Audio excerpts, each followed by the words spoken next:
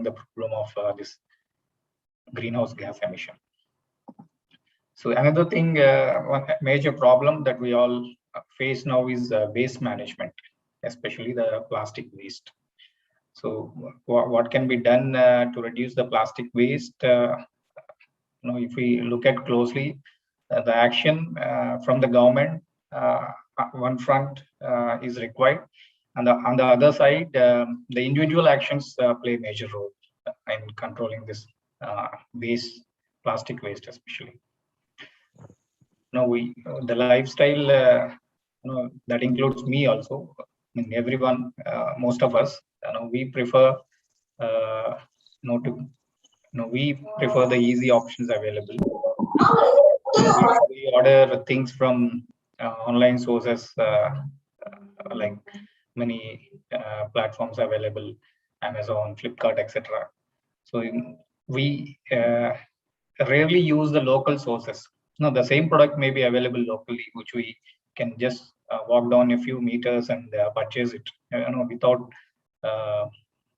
having the requirement of getting that thing parceled in a plastic wrapper and transporting from thousands of kilometers to the place where we are living. So I'm not blaming anyone, including me. We are part of this problem, but the change, I believe, should come from each one of us.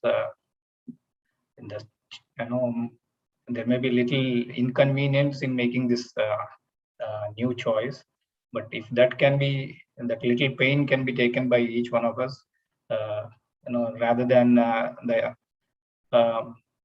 bigger things like Paris Agreement or the coming up COP 26, these kind of agreements will have impact on the industrial side, but the individual choice we all can make even without having any such protocols or agreements between the nations. So this kind of small change, if we all can make in our lifestyles, that will have a major impact on the GHG emissions. And most importantly, as young people, I request all of you to spread the word. Because just being aware ourselves may not be enough. So we need to educate each and everyone who is not on board in this whole exercise. So we need to keep talking and keep educating our fellow citizens, fellow students, fellow family members, and everyone. So that with that short little introductory speech, I would like to end. Before that, I thank organizers for taking pains to organize such a wide program on the World Ozone Day.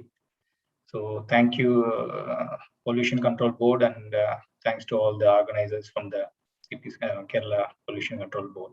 So I also congratulate all the youngsters who are participating in this program. Your mere participation itself shows your interest and your level of awareness towards the issues of the present day. So with that short little introduction, I formally inaugurate this program on the eve of World Ozone Day. Thank you, everyone. Thank you, sir. Thanks a lot. Even within a busy schedule, you find a time for us and you give us a very good message. Thanks a lot, sir. With your permission, we will practice all your advices, and we are looking forward to you for further assistance from Directorate of Environment to these engineering colleges, especially to the NSS wing of KTU. Joey sir will be submitting you some proposals to work hand in glove with the Environment Directorate to do some real good work for the environment of our state. Most welcome. I look forward to the proposals. Thank you, sir. Thanks a lot. Thank you. So with the permission of everyone, I would like to exit now. I had a a long day, and I would like to Okay, sir. We can understand, sir. Thank you, sir. Thank you, sir. ഇപ്പോൾ ഫെലിസിറ്റേഷനായിട്ട് നമ്മുടെ പ്രിയങ്കരനായ സോജൻ സാറിനെയാണ് നമ്മൾ ആദ്യമായി invite ചെയ്യുന്നത്. ഞാൻ welcome ചെയ്തപ്പോൾ തന്നെ പറഞ്ഞു, അദ്ദേഹത്തിന് സോജൻ സാറ് ഒരു മെക്കാനിക്കൽ എഞ്ചിനീയർ ആണ്. ഇലക്ട്രോണിക്സ് മേഖലയിൽ ഏറ്റവും നൂതനമായ ട്രെയിനിങ് ഇപ്പോൾ 5Gയുടേത് IIT ഡൽഹി 1 ലക്ഷം രൂപ പെർ ഹെഡ് കൊടുക്കുന്ന ട്രെയിനിങ് സാറ് ഫ്രീ ആയിട്ട് 3500-ലധികം ആളുകൾക്ക് ഇപ്പോൾ എംബിറ്റ്സിലൂടെ കോതമംഗലത്ത് കൊടുത്തുകൊണ്ടിരിക്കുകയാണ്. കേരളത്തിലെ ഒട്ടനവധി എഞ്ചിനീയറിംഗ് സ്റ്റുഡൻസ് ബെനിഫിറ്റഡ് ആണ്. സാറിൻ്റെ എംബിറ്റ്സ് കോളേജിൻ്റെ സാറിൻ്റെ സൈറ്റ് എപ്പോഴും ഒന്ന് അപ്ഡേറ്റ് ചെയ്ത് വെക്കും. നമ്മുടെ എല്ലാ എഞ്ചിനീയറിംഗ് ഗ്രാജുവേറ്റ് സ്റ്റുഡൻസിനും ഈവൻ നമ്മുടെ ഹയർ സെക്കൻഡറി സ്റ്റുഡൻസിനും വളരെ ഇൻഫോർമേറ്റീവ് ആയിരിക്കും. സാർ വളരെ വെറൈറ്റി ഓഫ് പ്രോഗ്രാമുകൾ അവതരിപ്പിക്കുന്ന ഒരാളാണ്. ആസ് എ അധ്യാപകൻ, as A working professional, as A പരിസ്ഥിതി പ്രവർത്തകൻ, as A good human being, sir Sojan sir നമുക്ക് എല്ലാവർക്കും ഒരു മാതൃകാ പുരുഷനാണ്, ഒരു മാതൃകാ അധ്യാപകനാണ്. അപ്പോൾ അദ്ദേഹത്തിനെ ഈ പരിപാടിയിലെ ഫെലിസിറ്റേഷനായിട്ട്, വേൾഡ് ഓസോൺ ഡേ സെലിബ്രേഷൻ്റെ ഫസ്റ്റ് ഫെലിസിറ്റേഷനായിട്ട് സോജൻ ലാൽ സാറിനെ ഹാർദവമായി സ്വാഗതം ചെയ്യുന്നു. ഈ സായാഹ്നത്തിൽ എല്ലാവർക്കും എൻ്റെ ആദരവോടുകൂടിയുള്ള കൂപ്പുകൈ. First of all, Biju sir കഴിഞ്ഞ ദിവസം ഈ പ്രോഗ്രാം അറേഞ്ച് ചെയ്യണമെന്ന് പറഞ്ഞപ്പോൾ വളരെയധികം സന്തോഷമായിരുന്നു. അപ്പോൾ ഇന്ന് വന്നിരിക്കുന്ന എല്ലാ മഹത് വ്യക്തികളും എല്ലാവരുടെയും ഒരു ഉദ്ദേശം എന്ന് പറയുന്ന നല്ലൊരു പരിസ്ഥിതിയിൽ, സുനിൽ സാർ പറഞ്ഞ പോലെ നമ്മുടെ തന്നെ ഉത്തരവാദിത്വമാണ് നമ്മൾ ജീവിക്കുന്ന ഈ പരിസ്ഥിതിയുടെ സംരക്ഷണം എന്ന് പറയുന്നത്. അത് വായുവായാലും വെള്ളമായാലും അതിൽ പ്രവർത്തിക്കുന്ന എന്തുമായാലും അതിന് നമ്മൾ തന്നെ ഉത്തരവാദിത്വം അതിൽ ഏറ്റെടുക്കണം. അതിൽ ഇന്നത്തെ പ്രോഗ്രാം അറേഞ്ച് ചെയ്ത ബിജു സാറ്, അതുപോലെ ഇതുമായിട്ട് ബന്ധപ്പെട്ടിരിക്കുന്ന കേരളത്തിന്റെ വിവിധ ഭാഗങ്ങളിൽ നിന്ന് വന്നിരിക്കുന്ന വിദ്യാർത്ഥികൾ, അധ്യാപകർ, എല്ലാവർക്കും ഒറ്റവാക്കിൽ എൻ്റെ അഭിനന്ദനങ്ങൾ അറിയിക്കുന്നു.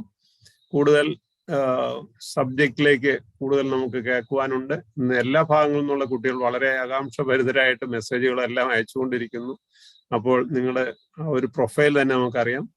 അതിൽ 5Gയുടെ കോഴ്സ് ഇന്നലെ സാറ് പറഞ്ഞ് കറക്റ്റാണ്, ഞങ്ങൾ ആരംഭിച്ചിട്ടുണ്ട്. അത് ഇന്ത്യയുടെ എല്ലാ ഭാഗത്തുനിന്നും, ഇന്ത്യയിൽ നിന്നും ലോഗിൻ ചെയ്യാവുന്ന രീതിയിലാണ്.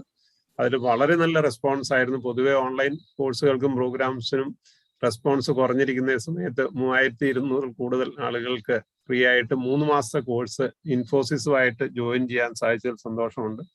ഒരു കാര്യം ഈ അവസരത്തിൽ ഞാൻ പറഞ്ഞുകൊള്ളട്ടെ, ഈ ഇൻഫോസിസിന്റെ കോഴ്സുകളിൽ നിങ്ങൾക്ക് എല്ലാവർക്കും ഫ്രീ ആയിട്ട് ചേരാം. ഇപ്പോൾ ഇന്നലെ മനസ്സിലാക്കിയതനുസരിച്ച് 1,30,000 റിസോഴ്സസ് അവൈലബിൾ ആണ്. അത് 5Gയിൽ മാത്രമല്ല, നിങ്ങൾ ഉദ്ദേശിക്കുന്ന എല്ലാ വിഷയങ്ങളിലും പ്രോഗ്രാംസ് അവൈലബിൾ ആണ്.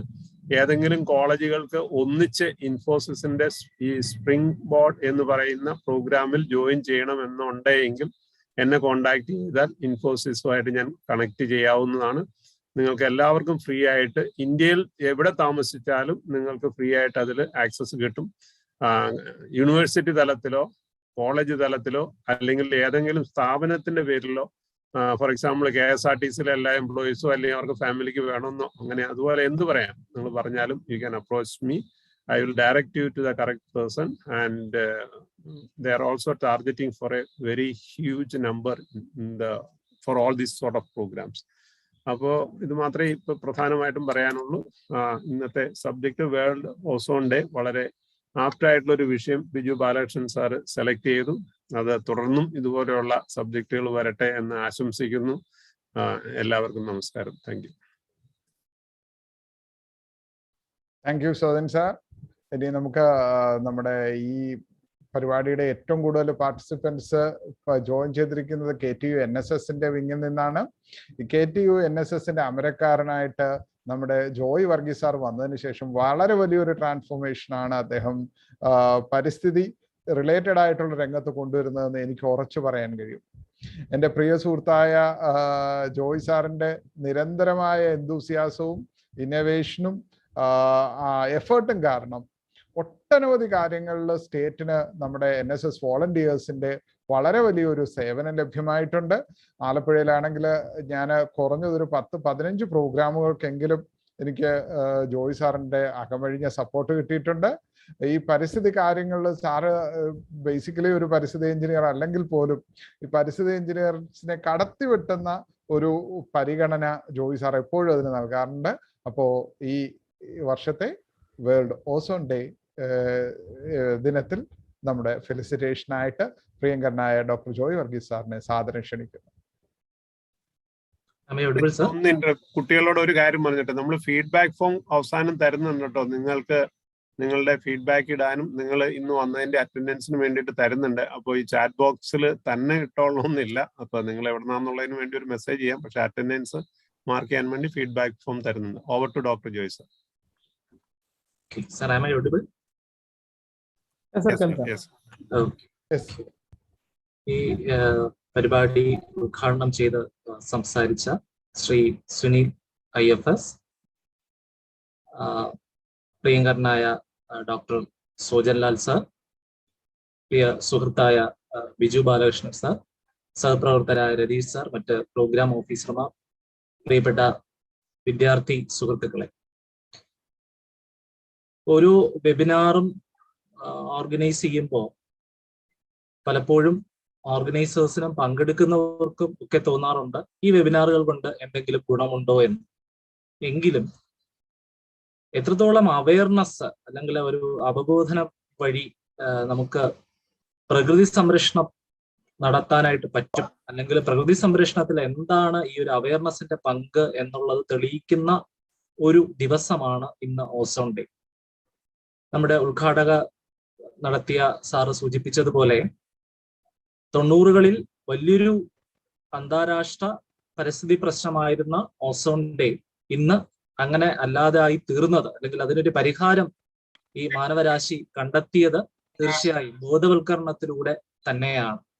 അപ്പൊ തീർച്ചയായും നമ്മൾ ഇന്ന് നടത്തുന്ന ഓരോ പരിപാടികളും അല്ലെങ്കിൽ ഓരോ ബോധവൽക്കരണ പരിപാടികളിലും നമ്മുടെ വിദ്യാർത്ഥി സമൂഹത്തെ, വളർന്നു വരുന്ന തലമുറയെ വളരെ പോസിറ്റീവായിട്ട്, വളർന്നു വരുന്ന തലമുറയിൽ വളരെ പോസിറ്റീവായിട്ട് പ്രവർത്തിക്കുന്നുണ്ട്. തീർച്ചയായിട്ടും ഇവിടെ കേൾക്കുന്ന വാക്കുകൾ, റിസോഴ്സ് പേഴ്സന്റെ വാക്കുകൾ നിങ്ങളെ സ്വാധീനിക്കട്ടെ, പരിസ്ഥിതിയോടുള്ള നിങ്ങളുടെ സമീപനത്തിൽ, നിങ്ങളുടെ മാനസിക സമീപനത്തിൽ ഒരു മാറ്റം കൊണ്ടുവരട്ടെ എന്ന് ഞാൻ ആശംസിക്കുകയാണ്. തീർച്ചയായും ഈ പരിപാടി ഇന്നിവിടെ നടക്കുന്നത് എൻവയോൺമെന്റൽ എഞ്ചിനീയറായ ബിജു ബാലകൃഷ്ണൻ സാറിന്റെ വളരെ ആക്റ്റീവായിട്ടുള്ള ഇടപെടൽ കൊണ്ട് തന്നെയാണ്. എന്നെയും സോജൻ സാറിനെയും ഒക്കെയും വിളിച്ച് ഈ പരിപാടി വളരെ പെട്ടെന്ന് ഷോർട്ട് നോട്ടീസിൽ ഈ പരിപാടി ഓർഗനൈസ് ചെയ്ത സാറിനോടുള്ള സർവകലാശാലയുടെ പേരുള്ള നന്ദി ഈ അവസരത്തിൽ ഞാൻ അറിയിക്കുകയാണ്. ഈ പരിപാടിയുടെ സർക്കുലർ ഇന്ന് രാവിലെയാണ് NSS വോളണ്ടിയേഴ്സിന്റെ ഇടയിൽ എത്തിയത്. എങ്കിലും പരമാവധി നമുക്ക് ഉൾക്കൊള്ളാൻ കഴിയുന്ന അത്രയും പാർട്ടിസിപ്പൻസ് ഈ പരിപാടിക്ക് വന്നു ചേർന്ന എല്ലാ നാഷണൽ സർവീസ് സ്കീമിന്റെ എല്ലാ പ്രിയപ്പെട്ട വോളണ്ടിയേഴ്സിനോടും ഞാൻ നന്ദി അറിയിക്കുന്നു. പരിപാടിയിൽ പങ്കെടുക്കുക എന്നതിനേക്കാൾ ഉപരിയായിട്ട് നിങ്ങളുടെ മനസ്സിനുണ്ടാകുന്ന ഒരു രൂപാന്തരത്തെ കുറിച്ചാണ്, അല്ലെങ്കിൽ പരിസ്ഥിതി സംരക്ഷണത്തെ കുറിച്ച് നിങ്ങളുടെ മനസ്സിലുണ്ടാകുന്ന ഒരാശയം, മേ ബി അത് നാളെ ഒരു വലിയൊരു പ്രോജക്റ്റ് ആയിട്ട് മാറ്റപ്പെടാം. അതിനൊക്കെ നിങ്ങൾക്ക് കഴിയട്ടെ എന്ന് ഞാൻ ആശംസിക്കുന്നു. ഞങ്ങളുടെ പ്രകൃതി വിഭവ സംരക്ഷണ സേന NRPF എന്ന് നമ്മൾ രൂപപ്പെടുത്തിയിട്ടുള്ള വിദ്യാർത്ഥി കൂട്ടായ്മയിൽ നിങ്ങൾ എല്ലാവരും ചേർന്ന് പ്രവർത്തിക്കുവാനും ആവശ്യമായ പരിപാടികളുമായിട്ട് അല്ലെങ്കിൽ ഒത്തിരി നല്ല പുതിയ ആശയങ്ങളുമായിട്ട് മുന്നോട്ട് പോകുവാനും ഞാൻ ആഹ്വാനം ചെയ്യുകയാണ്. ഈ പരിപാടിക്ക് എല്ലാവിധ ആശംസകളും നേർന്നുകൊണ്ട് ഞാൻ എൻ്റെ വാക്കുകൾ ചുരുക്കുന്നു. നന്ദി ജോയ് സാർ. ഇനി നമുക്ക് നമ്മുടെ ടെക്നിക്കൽ സെഷനിലേക്ക് നമ്മൾ കടക്കുകയാണ്. ഇന്നത്തെ നമ്മുടെ ഒരു കാര്യം പറഞ്ഞോട്ടെ, ഞാൻ ഇപ്പോ ചാറ്റ് ബോക്സില് യൂട്യൂബ് ലിങ്ക് ഇട്ടിട്ടുണ്ട്. അപ്പോൾ 500 ലിമിറ്റ് ആയതുകൊണ്ട് സ്റ്റുഡൻസ് എല്ലാവരും അവരവരുടെ ഗ്രൂപ്പിലേക്ക് അത് കോപ്പി ആൻഡ് പേസ്റ്റ് ചെയ്താൽ എല്ലാവർക്കും ലൈവ് യൂട്യൂബ് കാണാവുന്നതാണ്.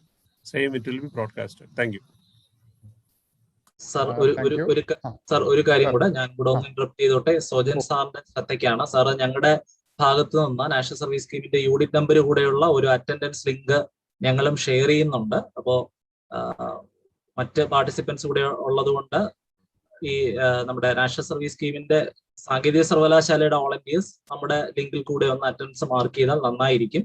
സർട്ടിഫിക്കറ്റ് ജനറേറ്റ് ചെയ്യാനായിട്ട് അത് എളുപ്പമായിരിക്കും. പിന്നെ എല്ലാവരും അതിൽ തന്നെ പോരെ സാറേ? അതിനകത്ത് NSS വോളണ്ടിയേഴ്സിന് മാത്രമേ അറ്റൻഡൻസ് മാർക്ക് ചെയ്യാനായിട്ട് കഴിയുള്ളൂ സർ. Okay okay. അപ്പോൾ ജനറൽ ആയിട്ടുള്ള വരാം. Later on will compile it. Okay. ശരി, thank you. Thank you Sojan സാറെ, വളരെ ആപ്റ്റായിട്ട് ഇന്റർവ്യൂ ചെയ്തതിനും ജോയ് സാറെ വളരെ നന്നായിട്ട് സിസ്റ്റമാറ്റിക് ആയിട്ട് പങ്കെടുക്കുന്ന കുട്ടികളെ ഐഡന്റിഫൈ ചെയ്ത് അവരെ പ്രോത്സാഹിപ്പിക്കുന്നതിനും. അപ്പോൾ ഇന്നത്തെ നമ്മുടെ ടെക്നിക്കൽ സെഷനിലേക്ക് കടക്കുകയാണ്. നമുക്ക് കിട്ടാവുന്നതിൽ വെച്ചിട്ട് ഏറ്റവും നല്ല റിസോഴ്സ് പേഴ്സൺ ആണ് ഡോക്ടർ ദീപേഷ് വി. അദ്ദേഹം സെൻട്രൽ പൊല്യൂഷൻ കൺട്രോൾ ബോർഡിലെ ഉന്നതനായ സയന്റിസ്റ്റ് ആണ്.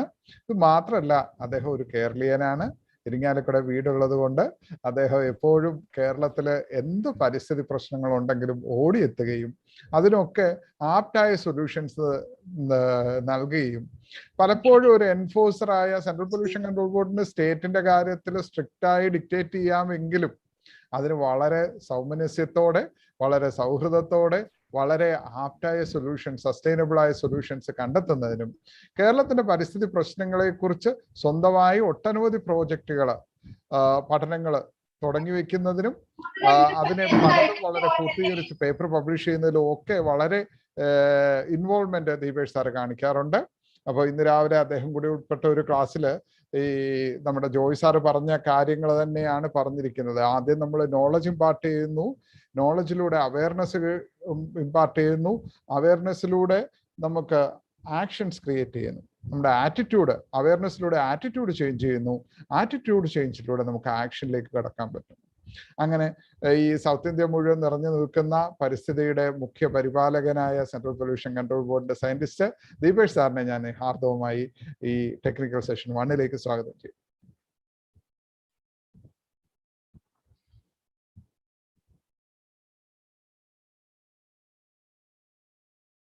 Deepesh sir മ്യൂട്ടാണ്.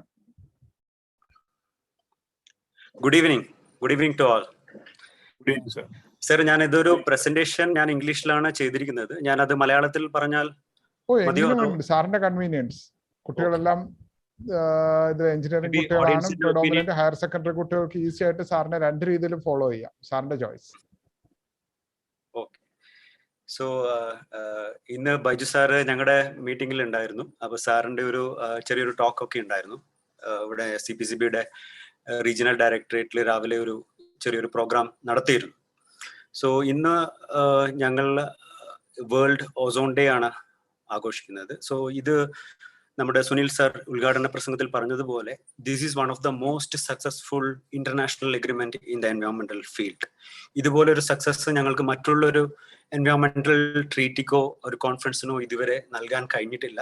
But this is like a shining star in the days of എൻവയോൺമെന്റൽ ഇഷ്യൂസ്.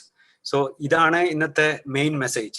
ഞങ്ങൾക്ക് ചെയ്യാൻ പറ്റുന്ന കാര്യം ഞങ്ങൾക്ക് ചെയ്യാൻ പറ്റും. This is A really coordinated and very successful conference, and with this we made a lot of improvement.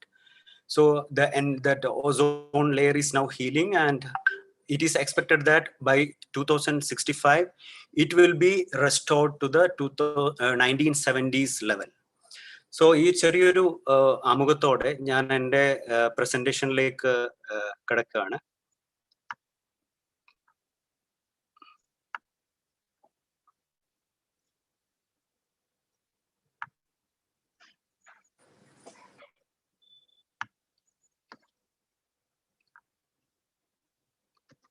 സാറേ, screen കാണാവോ? കാണാം. സോ ഐ തിങ്ക് എല്ലാവർക്കും ഓസോണിന്റെ ഒരു യൂട്ടിലിറ്റിയെ കുറിച്ച് അറിയാമെന്ന് തോന്നുന്നു. കാരണം എനിക്കത് വലുതായിട്ട് ഡിസ്ക്രൈബ് ചെയ്യേണ്ട ആവശ്യമുണ്ടെന്ന് തോന്നുന്നില്ല. But still I will just go through it. I will run down through this presentation very fast. ഈ ഇടയിൽ ഐ തിങ്ക് ക്വസ്റ്റ്യൻസ് അവസാനമല്ലേ എടുക്കുന്നത് സർ? അവസാനം എടുക്കാല്ല. സാറ് ധൃതിയിലാണെങ്കിൽ സാറിന്റെ സെഷൻ കഴിഞ്ഞിട്ട് സാറിന്റെ ക്വസ്റ്റ്യൻസ് ചോദിക്കാനുള്ള ഒരു ഓപ്പർച്യൂണിറ്റി വീണ്ടും കൊടുക്കാം.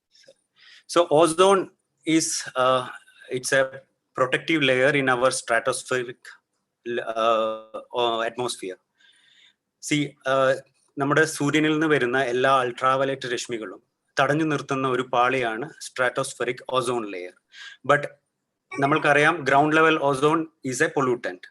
ബട്ട് ഏറ്റവും ഹാംഫുൾ ആയിട്ടുള്ള UVC, UVB റേഡിയേഷനുകളെ തടഞ്ഞു നിർത്തുന്ന ഒരു നേർത്തൊരു പാളിയാണ് stratospheric ozone layer. But 1950s and 1970s പിന്നെ സാറ്റലൈറ്റ് ഉപഗ്രഹ പഠനങ്ങളിലൂടെ ഒരു ഓസോൺ ഹോളിന്റെ ഒരു സ്റ്റഡി നടക്കുകയുണ്ടായി. അന്ന് ഇതൊരു കൺഫേം ചെയ്യുകയുണ്ടായി. We are losing some ozone over the Antarctica, South Pole. So this was done by an instrument called TOMS EP, that is Total Ozone Mapping Spectrometer, Earth Probe. ആദ്യം ഇത് USA-യുടെ സാറ്റലൈറ്റിലായിരുന്നു ഘടിപ്പിച്ചിരുന്നത്. അതിനുശേഷം Russian സാറ്റലൈറ്റ്സിലും ഇത് install ചെയ്ത് total ഓസോണിന്റെ ഒരു mapping നടത്തുകയും അതിൽ നിന്ന് ഓസോണിന്റെ ഒരു ഹോൾ, ആക്ച്വലി ഇതൊരു ഹോൾ അല്ല, നേർത്തു വരുന്ന ഒരു ഏരിയ, ഒരു പെർട്ടിക്കുലർ ഏരിയയിൽ ഓസോണിന്റെ കോൺസെൻട്രേഷൻ കുറഞ്ഞു വരികയോ അല്ലെങ്കിൽ അതിന്റെ ആ ഒരു ആവരണം നേർത്തു വരികയോ ചെയ്യുന്ന ഒരു പ്രതിഭാസത്തിനെ ഓസോൺ ഹോൾ എന്ന് പറയും. അപ്പൊ ഇത് 1950s തൊട്ട് 1970s വരെയുള്ള പഠനങ്ങളിൽ ഇത് കണ്ടെത്തുകയും ഇതിന്റെ റീസൺ ആൽഫ്രഡ് മൊളീന എന്ന ശാസ്ത്രജ്ഞന്റെ നേതൃത്വത്തിൽ ഇത് കണ്ടെത്തുകയും, അതായത് മനുഷ്യനിർമ്മിതമായ ചില കെമിക്കൽസിന്റെ ഫോട്ടോ കെമിക്കൽ ആക്ടിവിറ്റി പ്രകാരം ഉണ്ടാവുന്ന ഒരു നേർത്തു വരുന്ന ഒരു ഈ പ്രതിഭാസത്തെ ഓസോൺ ഹോൾ എന്ന് പറയുകയും അതിന് അവർക്ക് നോബൽ പ്രൈസ് പിന്നീട് ലഭിക്കുകയൊക്കെ ചെയ്യുകയുണ്ടായി. അപ്പൊ ഈ 1950 തൊട്ട് 70 തൊട്ടുള്ള ഈ പഠന കാലയളവിൽ ആണ് ഈ ഓസോൺ ഹോളിന്റെ എക്സിസ്റ്റൻസ് നമ്മൾ മനസ്സിലാക്കിയത്. ബട്ട് നമ്മൾക്കറിയാം ozone at a ground level is a pollutant. So ozone ഈ മനുഷ്യനിർമ്മിതമായ കെമിക്കൽസ്, അതായത് chlorofluorocarbons or any chemical compound which contain a halogen atom, chlorine, bromine or any other halogen will scavenge the ozone. Means ഓസോണുമായിട്ട് react ചെയ്ത് അതിനെ ഓക്സിജനായി മാറ്റുകയും അങ്ങനെ അതിന് UVA തടുത്തു നിർത്താനുള്ള അതിന്റെ കഴിവ് നഷ്ടപ്പെടുകയും ചെയ്യുന്നു. അപ്പൊ ഇതാണ് ഈ ഓസോൺ ഹോൾ അല്ലെങ്കിൽ ഓസോൺ പാട നേർത്തു വരുന്ന എന്നുള്ളതിന്റെ മെയിൻ ആയിട്ടുള്ള റീസൺ. സോ ഈ എല്ലാ ഈ മനുഷ്യനിർമ്മിത കെമിക്കൽ അല്ലെങ്കിൽ industrial chemicals which directly attack the ozone hole is called ozone depleting substance. So ഈ ഓസോൺ ഡിപ്ലീറ്റിംഗ് സബ്സ്റ്റൻസ് പലവിധ കാരണങ്ങളാൽ, means industrial process, pollution, some are natural process, ഇത് എല്ലാ പ്രോസസ്സും കൂടി ഈ നമ്മുടെ അറ്റ്മോസ്ഫിയറിൽ വന്ന് പെടുകയും പിന്നെ ഇതിന്റെ ഈ കെമിക്കലിന്റെ ഒരു പ്രത്യേകത എന്ന് പറഞ്ഞാൽ they are all long live chemicals. They are very persistent. They will be there for 10,000 years, more than 10,000 years. അപ്പൊ ഈ ഒരു reservoir of this ODS is always there in our environment. So this at a correct at a ideal situation, these will attack the ozone. അങ്ങനെ ഓസോണിന്റെ പാട നേർത്തു വരികയും ചെയ്യും. ഇതാണ് ഈ entire ozone whole എന്ന പ്രതിഭാസത്തിന്റെ concept. So but there is a question, why always in the over the Antarctica or in the South Pole? So മുൻപുണ്ടായിരുന്ന Antarctic പരിവേഷണങ്ങളിലൊക്കെ അവിടെ ഒരു polar stratospheric clouds or PSC ഇത് പലരും റിപ്പോർട്ട് ചെയ്യുകയുണ്ടായിരുന്നു. 1920s തന്നെ ഇതിന്റെ ഒത്തിരി പഠനങ്ങൾ ഉണ്ടായിരുന്നു പോളാർ സ്ട്രാറ്റോസ്ഫെറിക് ക്ലൗഡ്സിന്റെ. ബട്ട് ഇതിന്റെ ഈ ഓസോൺ ഹോളുമായിട്ട് ഇതിന്റെ റിലേഷൻ അതൊന്നും അറിയുന്നുണ്ടായിരുന്നില്ല. ബട്ട് ഈ ഞാൻ പറഞ്ഞ ഈ atmospheric reservoir of all this ODS നമ്മുടെ സൗത്ത് പോളിലുള്ള വിന്ററിന്റെ സമയത്ത് ഇതെല്ലാം കൂടി സൗത്ത് പോളിൽ അടിഞ്ഞുകൂടുകയും അതിൽ ഈ നിങ്ങൾക്ക് സ്ക്രീനിൽ കാണാവുന്ന പോലെ അന്റാർട്ടിക് പോളാർ സ്ട്രാറ്റോസ്ഫിയറിന്റെ ടെമ്പറേച്ചറിന്റെ ഡിഫറൻസ് നിങ്ങൾക്ക് കാണാം. In Arctic, when it was around -75 to -80, Antarctica അത് -90 to -95 ആണ്. ഈ ഒരു ടെമ്പറേച്ചർ വ്യത്യാസത്തിൽ and in the dark winters there are a lot of chemical reaction happen this in the polar stratospheric cloud. So these polar stratospheric clouds are nothing but it's a crystals of all these chemicals and some water vapor all together concentrated over the Antarctica or in the southern pole. So in the winter, dark winters idinil oru pratyega chemical reactions okke nadakugiyum when the spring comes, when the sunlight comes, these are suddenly released as chlorine gas, and this chlorine gas will go and scavenge the ozone and suddenly there will be a sudden drop in the ozone. So ഇതാണ് ozone ഹോളിന്റെ എല്ലാ വർഷവും നടക്കുന്ന, means അന്റാർട്ടിക്കയിലുള്ള വിന്ററിന് ശേഷം നടക്കുന്ന ഈ ozone നേർത്തു വരുന്ന ഒരു പ്രതിഭാസത്തിന്റെ total story. This is the concept of the story. So, but we should know how to measure this ozone layer. Usually, ozone layer measures ചെയ്യുന്നത് Dobson യൂണിറ്റിലാണ്. So, Dobson യൂണിറ്റ് എന്ന് പറയുന്നത് നമ്മുടെ മീൻസ് അറ്റ്മോസ്ഫിയറിക് ടെമ്പറേച്ചർ 0 ഡിഗ്രി സെൽഷ്യസിൽ ഒരു layer of ozone ഉണ്ടാക്കുകയാണെങ്കിൽ അതിന് 0.01 millimeter thickness ഉണ്ടാവും. So that is corresponding to 1 Dobson unit. So a healthy ozone layer thickness 550 Dobson unit. So 1970s in munne either 550, 500 Dobson unit.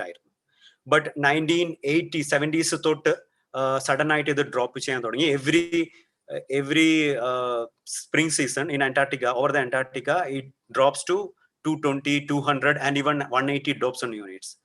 ഈ ഒരു പ്രതിഭാസത്തെയാണ് നമ്മൾ സാധാരണയായിട്ട് ozone whole എന്ന് പറയുന്നത്. സോ നിങ്ങൾക്ക് കാണാൻ പറ്റും 2006 ഈ ഹോൾ ഉണ്ടായപ്പം അതിന് thickness വെറും 220 Dobson യൂണിറ്റ് ആയിരുന്നു. So all these measurements are done by total ozone mapping spectrometer, which is installed on many satellites which is orbiting around our Earth, and there are many ground stations also to monitor all these things. So this is just a pictorial representation how it all happened from ningal കാണാൻ പറ്റും 1979 തൊട്ട് 2012 വരെയുള്ള ആ ഒരു whole, അന്റാർട്ടിക്കയുടെ മോളുടെ whole, അത് 500 Dobson യൂണിറ്റിൽ നിന്നും അത് 200ഉം 150 Dobson യൂണിറ്റിൽ കുറഞ്ഞതിന്റെ ഒരു പിക്ടോറിയൽ റെപ്രസെന്റേഷൻ ആണ്. ഇനി ഇതിന്റെ ഓസോണിൻ ലെയർ കൊണ്ടുള്ള ഉപകാരങ്ങൾ, അതിന്റെ ബെനിഫിറ്റ്സ് നമുക്കൊന്നും കൂടി ഒന്ന് നോക്കാം. See, നമ്മളുടെ UVB radiation, that is the most harmful radiation from the sun. Actually, this is a medium wave UV rays and it's highly biologically active. Either DNA damages ഉണ്ടാക്കും.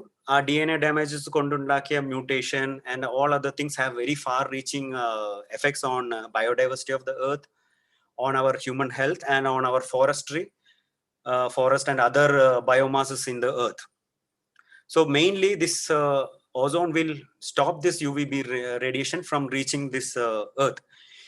Ozone layer illatha oru situation aanengil our earth will be devoid of any life, or it will be completely sterile. No life will be there in the earth's surface. And this UVB rays, cancer, sunburn, cataract, so many things are caused by this UV rays from the sun. And for this all these implications were well studied in the 1960s and 70s, and there was a huge cry for UN action on this. So first in 1985 the Vienna Convention was proposed, and it was a framework convention to how to stop all these things, how to restore the ozone holes to its pre-1970 levels, and how to implement this means how to control this ODS in from our development stages. That was the objective of this Vienna framework, and Vienna framework is one of the most successful UN framework, and this is a few of the frameworks where all the countries agreed for this. Not a single country was opposing it. Everyone was agreeing for this thing, and they were collectively contributing on how to do this thing. So based on this Vienna Convention, 1987 Montreal Protocol was initiated, and Montreal Protocol initiated, and in 1989 അത് completely implemented ചെയ്യുകയും ചെയ്തു. And നമ്മൾ Sunil sir പറഞ്ഞതുപോലെ this is one of the most successful international environmental agreement till today. So the ഓസോണിന്റെ എഫക്റ്റിന്റെ ഒരു ചെറിയൊരു pictorial representation ആണ്. Directly ഇത് climate ചേഞ്ചുമായിട്ട് related ആണ്. Climate change and that accumulation of secondary pollutant, because many of you have studied smog, photochemical smog, and what is the role of ozone in photochemical smog. And chemical smogil ninnu nammal ottiri secondary pollutants undavunundu, peroxyacyl nitrates and many other things. So it is directly responsible for the climate change and the atmospheric pollution and the related destruction of our natural resources and our environmental health. മറ്റൊരു രീതിയിൽ ഇതാണ് പറയുകയാണെങ്കിൽ, ഇത് U V radiations, ഓസോണിന്റെ കുറവ് കാരണം U V radiations ഭൂമിയിൽ എത്തുകയും അത് കാരണം ഉണ്ടാകുന്ന ഒത്തിരി ഇഷ്യൂസ് ഉണ്ടാവും.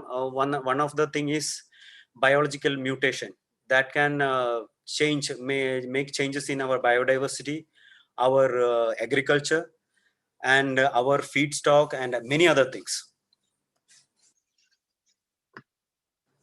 So Montreal Protocol, ozone depleting substance was very successfully controlled. Even now, I think many amendments and many revisions were there, and every 3 years this Montreal Protocol is reviewing which all chemical has to be banned and what is the success level of banning a chemical, or what is the alternative for a chemical.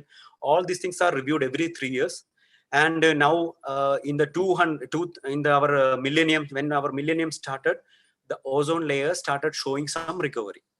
So that recovery is studied, and they are of the opinion that it's already started from the year 2000, and it is predicted that by 2075 we will be able to restore the ozone level as it was in the 1971. So this is the prediction level, how it is in the 1971 and how it will be in 2065. So for celebrating the success of Montreal Protocol, we are celebrating Ozone Day on 16th September. That is on this day only, 1987, that Montreal Protocol was signed by all the countries in the world. And it is a highly ratified agreement. Almost all countries agreed for this without any dispute. And one of the key aspect of this thing is the regional conflicts, or like what we can see in the Kyoto Protocol, that China is not agreeing with India and US is not agreeing with the rest of the world. All these conflicts were successfully resolved in Montreal Protocol, and that is the biggest highlight, and that is the biggest message we have to take here. Together we can do anything. We can solve any conflict, and we can move towards a common goal. But we couldn't get this type of success with the Kyoto Protocol or the sustainability mantra which we started from the Earth Summit. But this is a very, as I told earlier, this is a shining star among all the environmental agreements we have. And this is a most successful one, and we should have deployed these type of agreements for other things also. And this year's theme was Montreal Protocol, keeping us our food and vaccines good. So as I told, this all started with the Vienna Convention in 1985. And this is also a very successful convention which resulted in this Montreal Protocol. And now we are enjoying all these benefits because of the Montreal Protocol. And we hopefully we are in the process of restoring this ozone layer to the previous levels. And there are many amendments ഇതിനിടയിൽ ഉണ്ടാവുകയും ചെയ്തു. ഈ എല്ലാ അമെൻമെന്റ്സിലും പിന്നെ ഒത്തിരി പുതിയ കെമിക്കൽസിന്റെ ബാനിനെ കുറിച്ചുള്ള reviews നടക്കുകയും പല പുതിയ കെമിക്കൽസും ഈ നിരോധിക്കുന്ന പട്ടികയിൽ പെടുത്തുകയൊക്കെ ചെയ്യുകയുണ്ടായി. അപ്പൊ ഈ ഒത്തിരി അമെൻമെന്റ്സും ഒത്തിരി റിവിഷൻസും ഒക്കെ ഉണ്ടാവുകയും വളരെ മെറ്റിക്കുലസ് ആയി ഉണ്ടാവുകയും അത് ഒത്തിരി നല്ല നിലയിൽ ചെയ്യുവാൻ, ഗ്രൗണ്ട് വർക്ക് ചെയ്യാൻ പറ്റുകയും ചെയ്തു. അതിനാലാണ് ഈ Montreal protocol is one of the best എൻവയോൺമെന്റൽ എഗ്രിമെന്റ് എന്ന് പറയുന്നത്. സോ ഈ ഒരു അവസരത്തിൽ I think we have to take a message from this Montreal protocol is that ഒത്തൊരുമിച്ച് ചെയ്യുകയാണെങ്കിൽ നമുക്ക് ഒത്തിരി കാര്യങ്ങൾ ചെയ്യാൻ പറ്റും. പെർട്ടിക്കുലർലി ഇന്റർനാഷണൽ കോർഡിനേഷൻ, 190 രാജ്യങ്ങൾ കോർഡിനേറ്റ് ചെയ്ത് ഇങ്ങനെ ഒരു സംഭവം നമ്മൾക്ക് ഇങ്ങനെ ഒരു രീതിയിൽ എത്തിക്കാൻ കഴിയുമെങ്കിൽ നമ്മൾക്ക് ക്ലൈമറ്റ് ചേഞ്ചും സസ്റ്റൈനബിലിറ്റി ഡെവലപ്മെന്റും ഒക്കെ നമുക്ക് ഇതേപോലെ ചെയ്യാൻ പറ്റുമായിരുന്നു. But this at least we can implement in Kerala, because Kerala we have a lot of issues. Sir പറഞ്ഞതുപോലെ plastic pollution, solid waste management, means pollution in the water body, everything is there. But I think we have to take some message from this Montreal Protocol and we have to implement in our Kerala. Otherwise, actually we will not be able to call it as a God's own country, because our pollution levels are going up, and we have to do some concrete stuff. So in this occasion of World Ozone Day, my submission is that we should take cue from or clue from this Montreal Protocol, and we have to implement those things in our Kerala, and to address the larger issues like solid waste management, plastic waste management, and protection of our water bodies, and to make us Kerala the little green God's own country. I think with this, I think we can end this small session. And for the students, there is a dedicated website for Montreal Protocol, and there is a list of substance which is banned under this Montreal Protocol. You can anytime go there, and there are a lot of resources in this Montreal Protocol website. So I'm not covering much details regarding this Montreal Protocol and much technical other technicalities of this thing. So with this thing, I think I can end this thing. And if any questions are there, please feel free to ask. Thank you. ഒരു പൂ ചോദിച്ചപ്പോ Deepesh sir ഒരു പൂക്കാലം മുഴുവൻ തന്നിരിക്കുകയാണ്. വളരെ വളരെ in-depth ആയിട്ടുള്ള ഒരു പ്രസന്റേഷൻ, വളരെ സരളമായി എങ്ങനെ എടുക്കാമെന്നുള്ളതിന്റെ ഒരു ഉത്തമ മാതൃകയായിരുന്നു ദീപേഷ് സാറിന്റെ ഈ സെഷൻ. അപ്പോൾ കുട്ടികൾക്ക് സാറ് വളരെ തിരക്കിനിടയിൽ ഓടി വന്നതാണ്. നമുക്ക് സാറിന് വേഗം വിടേണ്ടതുണ്ട്. അപ്പോൾ നിങ്ങൾക്ക് ചോദിക്കാനുള്ള ചോദ്യങ്ങൾ ദീപേഷ് സാറിനോട് നേരിട്ട് ചോദിക്കാം. സാർ ഇപ്പോഴും ഓഫീസിൽ ഇരിക്കുകയാണ് കേട്ടോ.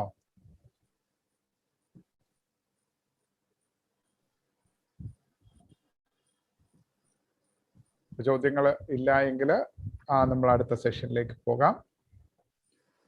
അപ്പൊ അടുത്ത സെഷനിലേക്ക് വേണ്ടിയിട്ട് ദീപേഷ് സാർ എല്ലാം കവർ ചെയ്തു. അപ്പൊ ഞാൻ എൻ്റെ പ്രസന്റേഷൻസ് ഞാൻ ദീപേഷ് സാറ് പറയാതിരിക്കുന്ന കാര്യങ്ങൾ അത് വളരെ കുറവാണ്, എങ്കിലും ഞാനത് അറ്റംപ്റ്റ് നടത്താം. സർ ഒരു കാര്യം സർ, ഞാൻ ഈ പ്രസന്റേഷൻ ഞാൻ സാറിന് ഫോർവേഡ് ചെയ്യാം. Sir you can circulate to all the students, and അവർക്ക് എന്തെങ്കിലും ക്വസ്റ്റ്യൻസ് ഉണ്ടെങ്കിൽ you can mail me, or I can clarify it later.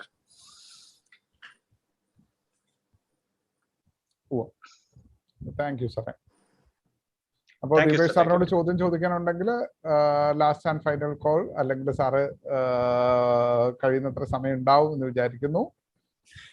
ചോദിക്കാനുണ്ട് ചാറ്റ് ബോക്സിൽ ഇട്ടാലും മതി. ഞാനപ്പോ നമ്മുടെ ഓക്കെ. സോ നമ്മുടെ വേൾഡ് ഓസോൺ ഡേ സെലിബ്രേഷനിലേക്ക് പോവുകയാണ്. If there is an elephant in your room, you have to introduce it. So the climate change, the ozone layer depletion, the deterioration of natural resources, ഇതെല്ലാം നമ്മുടെ റൂമിലുള്ള elephant ആണ്. പക്ഷെ നമ്മൾ അതിനെ കാണാറില്ല. നമ്മൾ സസ്റ്റൈനബിളായ ഒരു ഫ്യൂച്ചറിലേക്ക് പോകണം എന്ന് പറഞ്ഞ കാരണം, നിങ്ങൾ ഓരോരുത്തർക്കും വേണ്ട റിസോഴ്സുകൾ എൻ്റെ ജനറേഷനും എനിക്ക് മുമ്പുള്ള ജനറേഷനും അവരുടെ ഒട്ടും ഫാർസൈറ്റ് ഇല്ലാത്ത അല്ലെ വളരെയേറെ ഗ്രീഡി ആയിട്ടുള്ള ഒരു അപ്രോച്ച് കാരണം എക്സ്പ്ലോയിറ്റ് ചെയ്ത് തീർത്തിരിക്കുകയാണ്. നിങ്ങൾക്കും നിങ്ങളുടെ കുഞ്ഞുങ്ങൾക്കും അതിനുശേഷം വരുന്ന തലമുറയ്ക്കും സസ്റ്റൈനബിളായി കഴിഞ്ഞു പോകാൻ, ആവശ്യത്തിന് അവരുടെ നീഡ് മീറ്റ് ചെയ്ത് കഴിഞ്ഞു പോകാനുള്ള റിസോഴ്സുകൾ നമ്മൾ അവശേഷിപ്പിക്കുന്നില്ല.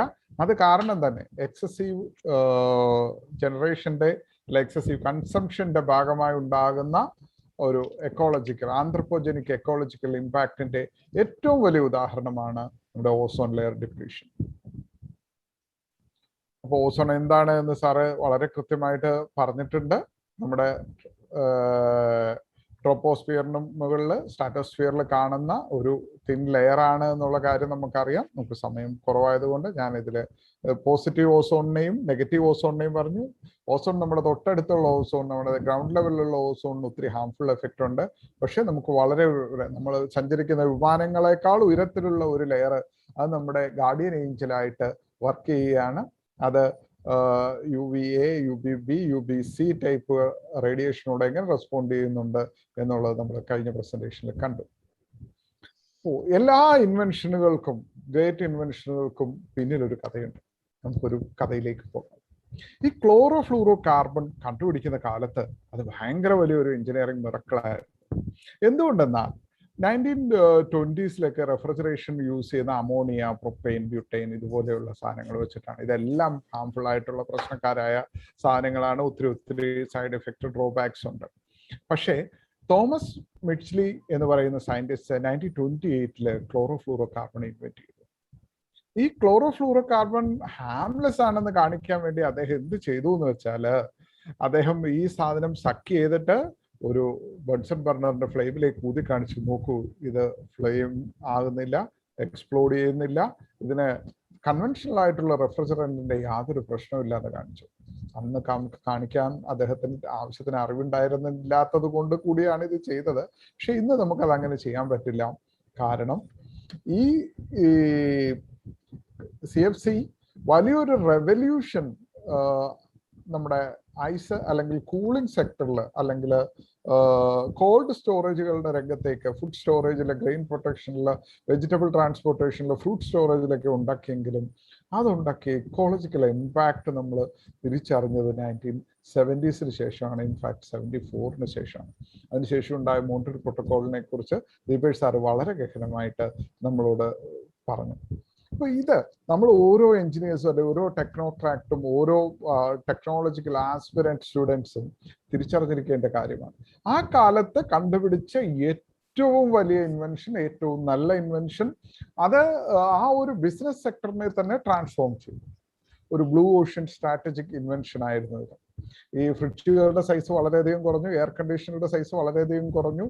വലിയ ഫാക്ടറികളിൽ ഐസ് ഉണ്ടാക്കിക്കൊണ്ടിരുന്നത് നമ്മൾ ഇന്ന് കാണുന്നത് പോലെ നമ്മുടെ വീടുകളിലെ ഫ്രിഡ്ജിന്റെ ചിട്ടയുടെ അറക്കുള്ളിൽ ഐസ് ഉണ്ടായി വരുന്നു, നമ്മുടെ ആവശ്യത്തിനനുസരിച്ച് എന്നുള്ളതിലേക്ക് മാറ്റിയത് ഈ CFCയുടെ ഇൻവെൻഷനോട് കൂടിയാണ്.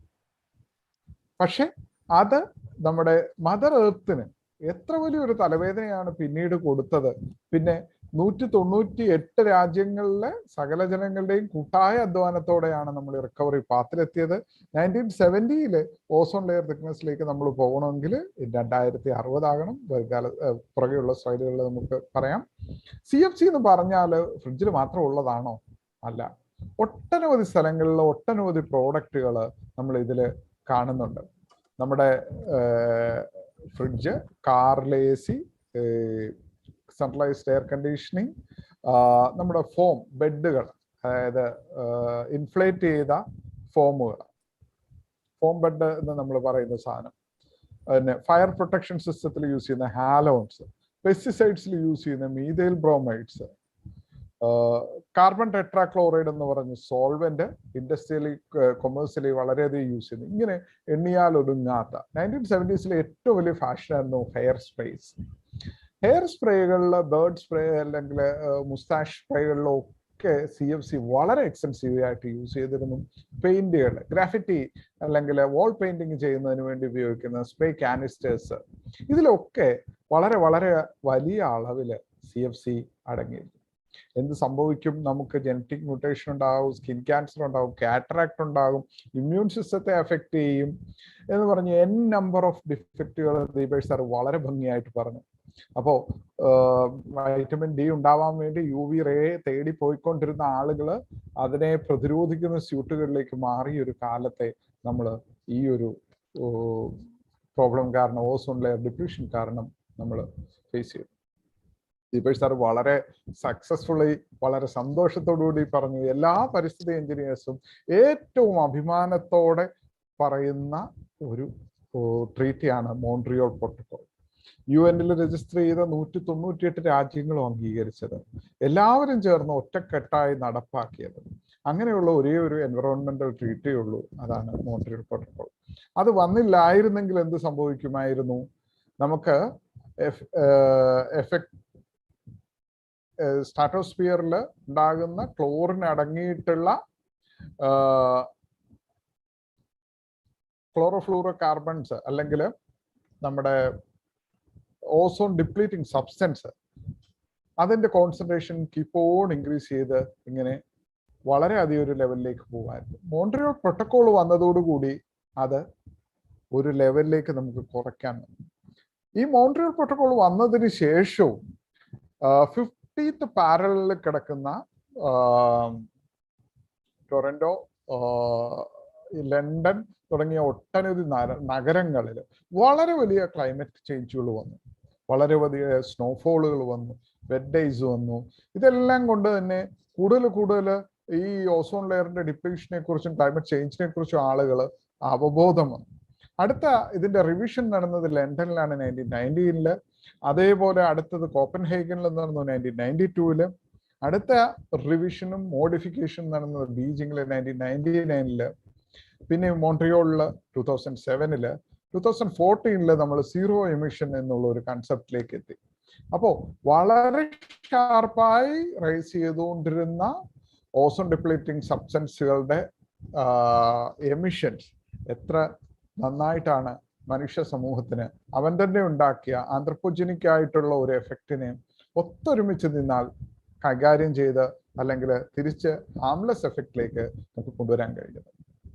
ഇപ്പൊ നമ്മൾ നോക്കിക്കഴിഞ്ഞാൽ നമ്മുടെ 70s ഒരു ഓസോൺ ലെയർ കോൺസെൻട്രേഷൻ നമ്മളൊരു സ്റ്റാൻഡേർഡ് ആയിട്ട് എടുത്തു കഴിഞ്ഞാൽ ഏറ്റവും കുറവ് അത് 90s വരുമ്പോഴാണ്. തിരിച്ച് നമ്മുടെ ഈ കൺസർവേഷൻ എഫേർട്ട് കൊണ്ട് 2060 ആവുമ്പോഴേക്ക് 1970 ഉണ്ടായിരുന്ന ഓസോൺ തിക്നെസ്സിലേക്ക് നമുക്ക് തിരിച്ചു പോകാൻ കഴിയുമെന്ന് നമ്മൾ പ്രതീക്ഷിക്കുന്നു. അപ്പോൾ നമുക്ക് മോൺട്രിയൽ പ്രോട്ടോകോൾ ഉണ്ടായിരുന്നില്ലെങ്കിൽ എങ്ങനെയാണ് വേൾഡിലെ ഓസോൺ ലെയർ, ഭൂമിയുടെ അവസ്ഥ എന്താകുമായിരുന്നു? പ്രോട്ടോകോൾ വന്നതിന് ശേഷം ഉണ്ടായ പോസിറ്റീവ് ഇമ്പാക്റ്റ് എന്താണ് എന്നുള്ളതാണ് ഈ ഒരു സ്ലൈഡിലൂടെ കാണിക്കുന്നത്. എൻവറോൺമെന്റൽ ക്യാരക്ടറിസ്റ്റിക് രണ്ടായിട്ട് നമ്മൾ കാണണം. ഈ രണ്ടും തമ്മിലൊരു ഇന്റർ റിലേഷനും ഉണ്ട്. അറ്റ്മോസ്ഫിയറിക് ലൈഫ് ടൈം ഒരു വലിയ ഫാക്ടറാണ്.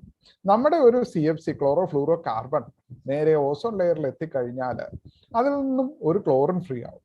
ഈ ക്ലോറിന്റെ ഒരു സ്വഭാവം എന്ന് പറഞ്ഞാൽ വളരെ പോസിറ്റീവായി ചാർജപ്പായി നടക്കുന്ന ഓസോണുകളുടെ സ്പ്ലിറ്റ് ചെയ്ത് ഡിപ്ലീറ്റ് ചെയ്യുക എന്നുള്ളതാണ്.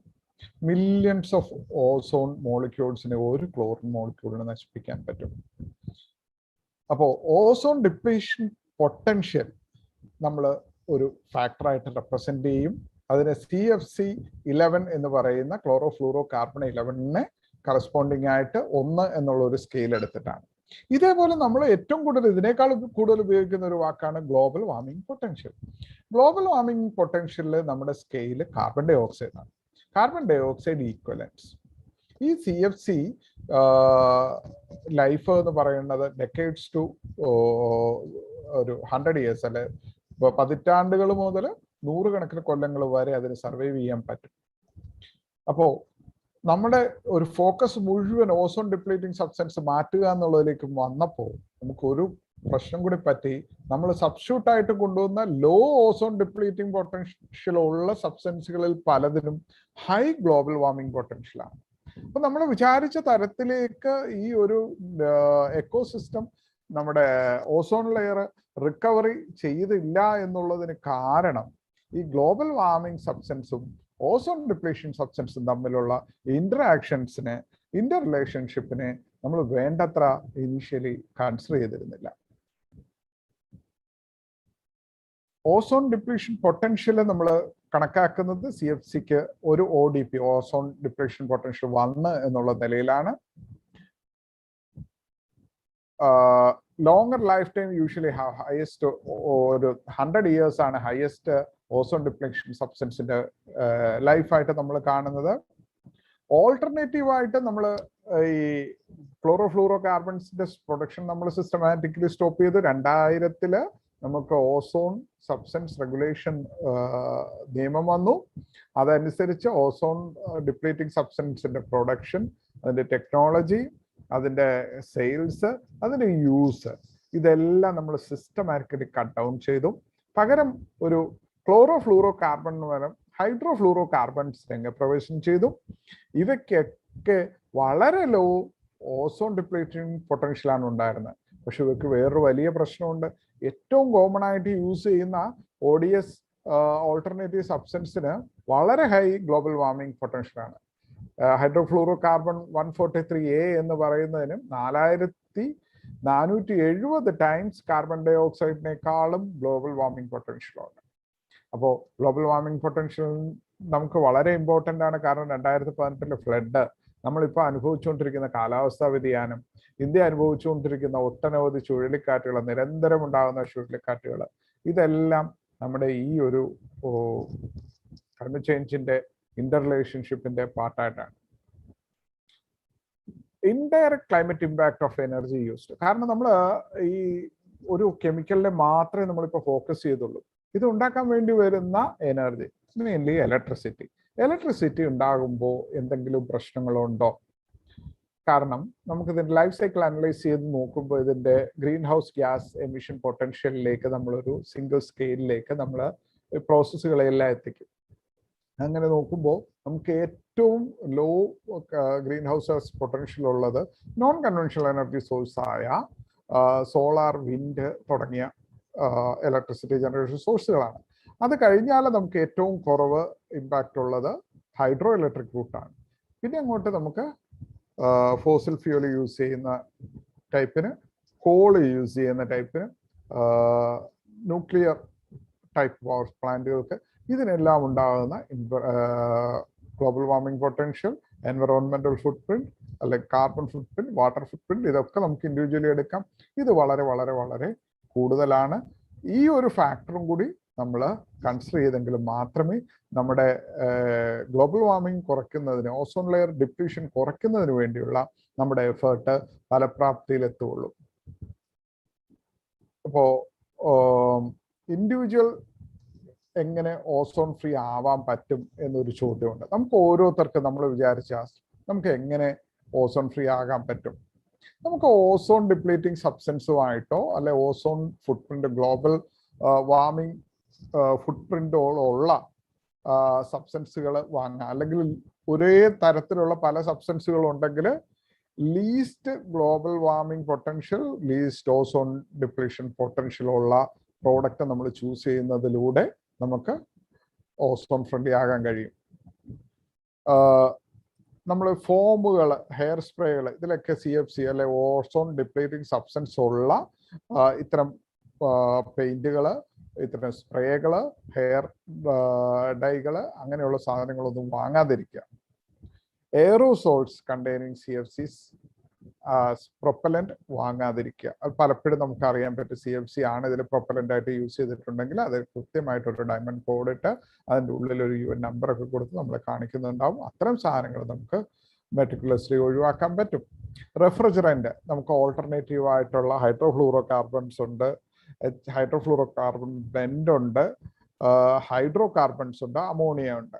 ബ്ലോവിങ് ഏജന്റ് ആയിട്ട് CFCക്ക് പകരം carbon dioxide, water, hydrocarbons, ഇങ്ങനെ നമ്പർ ഓഫ് പ്രോഡക്റ്റ് ഉണ്ട്. ക്ലീനിങ് സോൾവെന്റ്, അതിലും നമുക്ക് പൂർണ്ണമായിട്ട് CFCയെ ഒഴിവാക്കാൻ പറ്റും. പ്രൊപ്പലന്റിൽ CFC ഒഴിവാക്കാൻ പറ്റും. ഫയർ എക്സ്റ്റിംഗ്വിഷേഴ്സ്, ഫ്യൂമിഗന്റ്, പെസ്റ്റിസൈഡ്സ്, ഇതിലൊക്കെ നമുക്ക് CFC ഫ്രീ ആയിട്ടുള്ള സാധനങ്ങൾ കൊണ്ടുവരാൻ പറ്റും.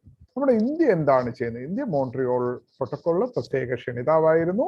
അതിൽ നമ്മൾ ആദ്യം തന്നെ സിഗ്നേറ്ററി ആയിരുന്നു.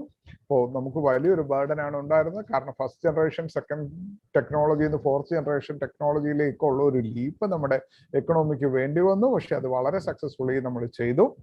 നമുക്ക് അതിന് ശേഷം 2017-18 India cooling action plan ICAP എന്ന് പറയുന്ന ഒരു action plan India government launch ചെയ്തിട്ടുണ്ട്. അതിൽ cooling demand across sectors reduce ചെയ്യുക എന്നുള്ളതാണ്. എന്താണ് കൂളിംഗ് ഡിമാൻഡ്? നമുക്ക് അഗ്രികൾച്ചർ ഡെവലപ്പ് ചെയ്യുന്നതനുസരിച്ച് ഒട്ടനവധി വെജിറ്റബിൾസും ഫ്രൂട്ട്സും സീരിയൽസും വരും. അത് പ്രിസർവ് ചെയ്യുന്നതിന് വേണ്ടി നമുക്ക് കോൾഡ് സ്റ്റോറേജ് വേണം. നമ്മുടെ ഫിഷ് ഫാമിംഗ് അല്ലെങ്കിൽ ഫിഷ് ഹാർവെസ്റ്റിംഗ് എക്സ്പ്ലോർഡ് ചെയ്യുന്നതനുസരിച്ച് നമുക്ക് കൂടുതൽ ഫിഷ് കിട്ടും. അതിനെ സ്റ്റോർ ചെയ്യാനുള്ള പ്രൊവിഷൻ വേണം. നമ്മുടെ എക്കണോമിക് ഡെവലപ്മെന്റ് അനുസരിച്ച് ആളുകൾക്ക് കൂടുതൽ മീറ്റ്, മിൽക്ക്, ഫ്രൂട്ട്സ്, വെജിറ്റബിൾസ് കാര്യങ്ങൾ പർച്ചേസ് ചെയ്യാനുള്ള പവർ വരും. ഇതിനനുസരിച്ച് ഫാമേഴ്സിന് കൂടുതൽ പ്രൊഡ്യൂസ് ചെയ്യാൻ പറ്റും. പെരിഷബിൾ ആയിട്ടുള്ള ഗുഡ്സ് സ്റ്റോർ ചെയ്യണമെങ്കിൽ നമുക്ക് റെഫ്രിജറേറ്റർ ട്രാൻസ്പോർട്ട് വേണം, റെഫ്രിജറേറ്റർ ഗോഡൌൺസ് വേണം, അല്ലെങ്കിൽ സ്റ്റോറേജ് കണ്ടെയ്നേഴ്സ് വേണം. ഇങ്ങനെയുള്ള ആവശ്യങ്ങൾക്കെല്ലാം നമ്മൾ ഒട്ടനവധി അല്ലെങ്കിൽ വളരെ വലിയ അളവിൽ എനർജി യൂസ് ചെയ്യാൻ പോകുന്നുണ്ട്. അതിനെ നമുക്ക് റെഡ്യൂസ് ചെയ്യണം. അത് 20 to 25% ഈ വളർച്ചയ്ക്ക് ആനുപാതികമായിട്ടാണെങ്കിൽ പോലും നമുക്ക് കുറയ്ക്കേണ്ടതുണ്ട് 2037-38. കാരണം 17-18 നമ്മൾ India cooling action plan launch ചെയ്തിരിക്കുന്നത്. അപ്പൊ ടാർഗറ്റ് എല്ലാം 20 years ahead ആയിട്ടുള്ളതാണ് നമ്മൾ വെച്ചിരിക്കുന്നത്. കൂളിംഗ് എനർജി റിക്വയർമെന്റും ഇപ്പൊ നമ്മൾ 4 സ്റ്റാർ 5 സ്റ്റാർ 3 സ്റ്റാർ റേറ്റിംഗ് ആയിട്ടുള്ള ഫ്രിഡ്ജുകൾ കണ്ടിട്ടുണ്ട്, ടിവികൾ കണ്ടിട്ടുണ്ട്. ഇതെല്ലാം നമ്മുടെ ടെക്നോളജി അവൈലബിൾ ആണ്. ലോ എനർജി കൺസ്യൂമിങ് ഡിവൈസുകൾ, നമ്മളിപ്പോൾ ഉപയോഗിക്കുന്ന എല്ലാ ഡിവൈസുകളിലും ലോ എനർജി ടെക്നോളജീസ് അവൈലബിൾ ആണ്. അപ്പൊ അതിലേക്ക് അഡോപ്റ്റ് ചെയ്യുന്നതിലൂടെ കൂളിംഗ് എനർജി റിക്വയർമെന്റ് നമുക്ക് മാറ്റാൻ പറ്റും. പിന്നെ നമുക്ക് നോൺ കൺവെൻഷണൽ എനർജി ലിങ്ക്ഡ് ആയിട്ടുള്ള കൂളിംഗ് അഡോപ്റ്റ് ചെയ്യാൻ പറ്റും. Recognise cooling and related areas as a trust area for research. പുതിയ ടെക്നോളജികൾ ഡെവലപ്പ് ചെയ്യുന്നതിൽ, എനർജി എഫിഷ്യൻസി അച്ചീവ് ചെയ്യുന്നതിൽ ഈ ഒരു ട്രസ്റ്റ് ഏരിയ നമുക്ക് ഫോക്കസ് ചെയ്യാൻ വേണ്ടി ഗവൺമെന്റ് ഓഫ് ഇന്ത്യ തീരുമാനിച്ചിട്ടുണ്ട്. ഇതില് multiple departments, government regulations, regulating agencies ഇവരെല്ലാം ഇൻവോൾവ് ആയിട്ടുള്ള ഒരു ജോയിന്റ് എഫേർട്ടാണ് ICAP, India cooling action plan. നമ്മളിത് നോക്കുകയാണെങ്കിൽ നമുക്ക് ഒരു കാര്യം കാണാൻ പറ്റും.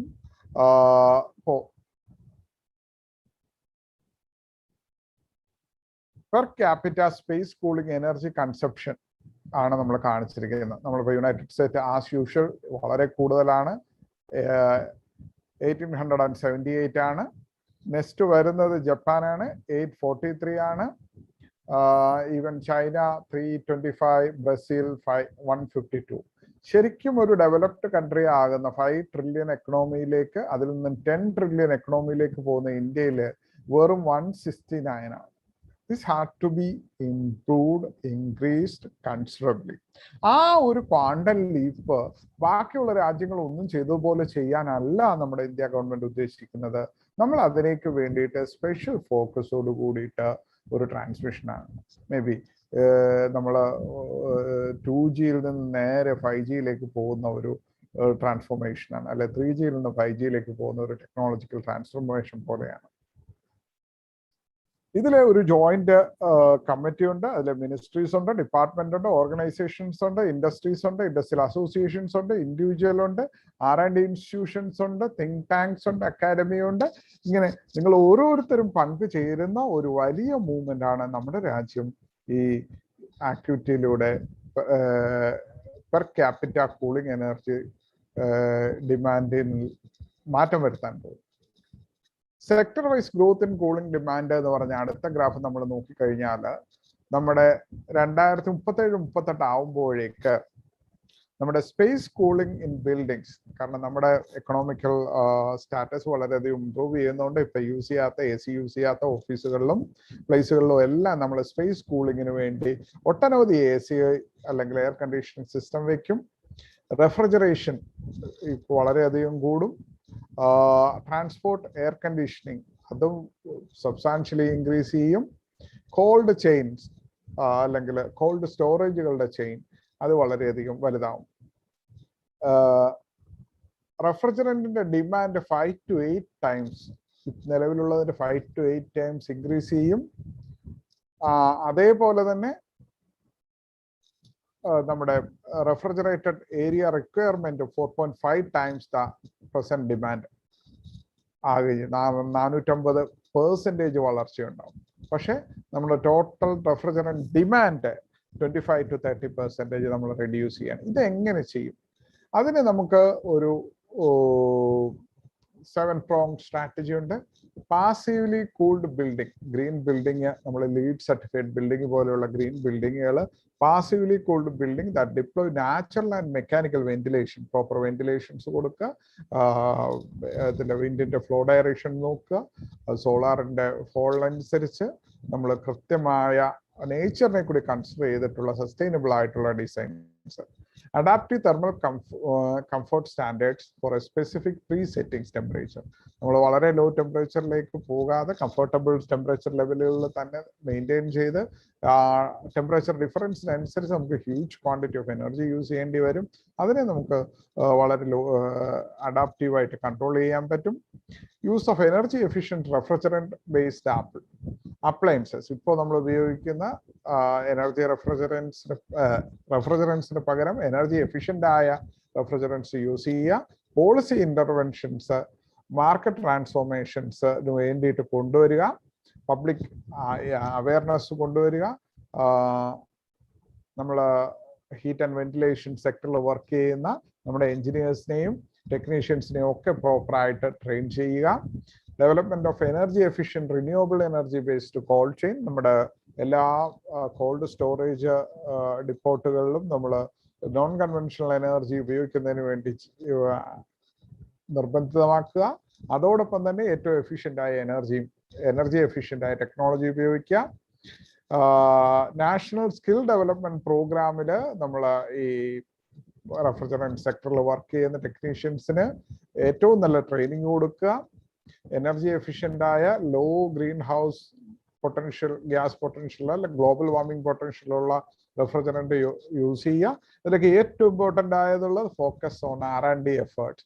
നിങ്ങൾ ഓരോരുത്തരും യങ് ടെക്നോളജിസ്റ്റുകൾ ഫ്യൂച്ചറിലേക്ക് ഫോക്കസ് ചെയ്ത് റിസർച്ചിൽ പുതിയ റിസർച്ച് ആൻഡ് ഡെവലപ്മെന്റിൽ innovation ecosystem to support development and deployment of low global warming potential റെഫ്രിജറൻസിന് ഓൾട്ടർനേറ്റീവ്സ് കൊണ്ടുവരിക, ടെക്നോളജിക്കൽ എൻഹാൻസ്മെന്റ് കൊണ്ടുവരിക. ഇന്ത്യ കൂളിംഗ് ആക്ഷൻ പ്ലാൻ ഒട്ടനവധി പ്രത്യേകതകളുണ്ട്. ഇതൊരു സിനർജറ്റിക് ആക്ഷൻ പ്ലാൻ ആണ്.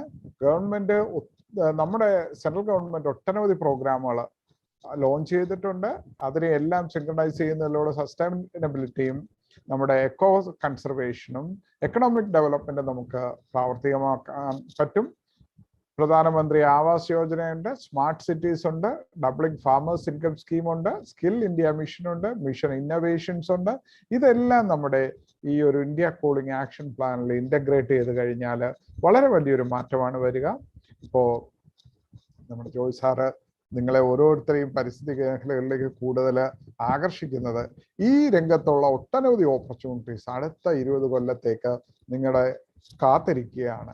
ഇതിനെ നിങ്ങൾ വളരെ നന്നായിട്ട് യൂട്ടിലൈസ് ചെയ്യുന്നതിലൂടെ നിങ്ങൾക്ക് വളരെ വലിയൊരു കരിയർ മുന്നേറ്റവും രാജ്യത്തിന് പരിസ്ഥിതി രംഗത്തും രാജ്യത്തിന്റെ സാമ്പത്തിക വളർച്ചയിലും വലിയൊരു ഉന്നതി കൈവരിക്കാൻ പറ്റും. ഇതെല്ലാം നമുക്ക് പരിസ്ഥിതി സംരക്ഷണവും എക്കണോമിക് ഡെവലപ്മെന്റും ഒപ്പം സോഷ്യൽ ബെനിഫിറ്റും വരുത്തിക്കൊണ്ട് തന്നെ നമുക്ക് നേടാൻ പറ്റും. So deal today with an ozone for a better tomorrow. നമ്മുടെ ഈ ഇഷ്യൂല് തീർച്ചയായും നിങ്ങളെ യങ് ടെക്നോളജിസ്റ്റുകൾക്ക്, യങ് എഞ്ചിനീയേഴ്സിന്, യങ് സ്റ്റുഡൻസിന് ഒട്ടനവധി കാര്യങ്ങൾ നമ്മുടെ രാജ്യത്തിനായി ചെയ്യാൻ കഴിയും. Thank you. അപ്പോൾ നമ്മുടെ സെഷനിൽ ചോദ്യങ്ങൾ ഉണ്ടെങ്കിൽ നമുക്ക് അതിലേക്ക് കടക്കാം.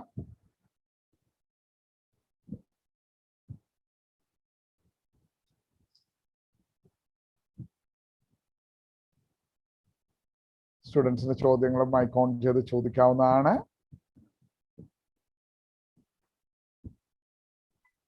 അതെ, കൂടുതൽ കുട്ടികൾക്ക് നമ്മുടെ എഞ്ചിനീയറിംഗ് സൈഡിലുള്ള കുട്ടികൾക്കാണ് നമുക്ക് കൂടുതൽ കാര്യങ്ങൾ ഇതിലേക്ക് പുതിയ പ്രോജക്റ്റുകളും കൊണ്ടുവരാം. അപ്പൊ അതെല്ലാം നിങ്ങൾക്ക് ചോദിക്കാവുന്നതാണ്. നമ്മുടെ വളരെ ഒരു ഇന്ററാക്റ്റീവ് സെഷൻ ആയിരുന്നു. അപ്പൊ അതില് നിങ്ങൾക്ക് കൂടുതൽ ഡൗട്ട്സ് ഉണ്ടെങ്കിൽ ഓപ്പൺ ആയിട്ട് തന്നെ ചോദിക്കുകയും ഡിസ്കസ് ചെയ്യുകയും ചെയ്യാം.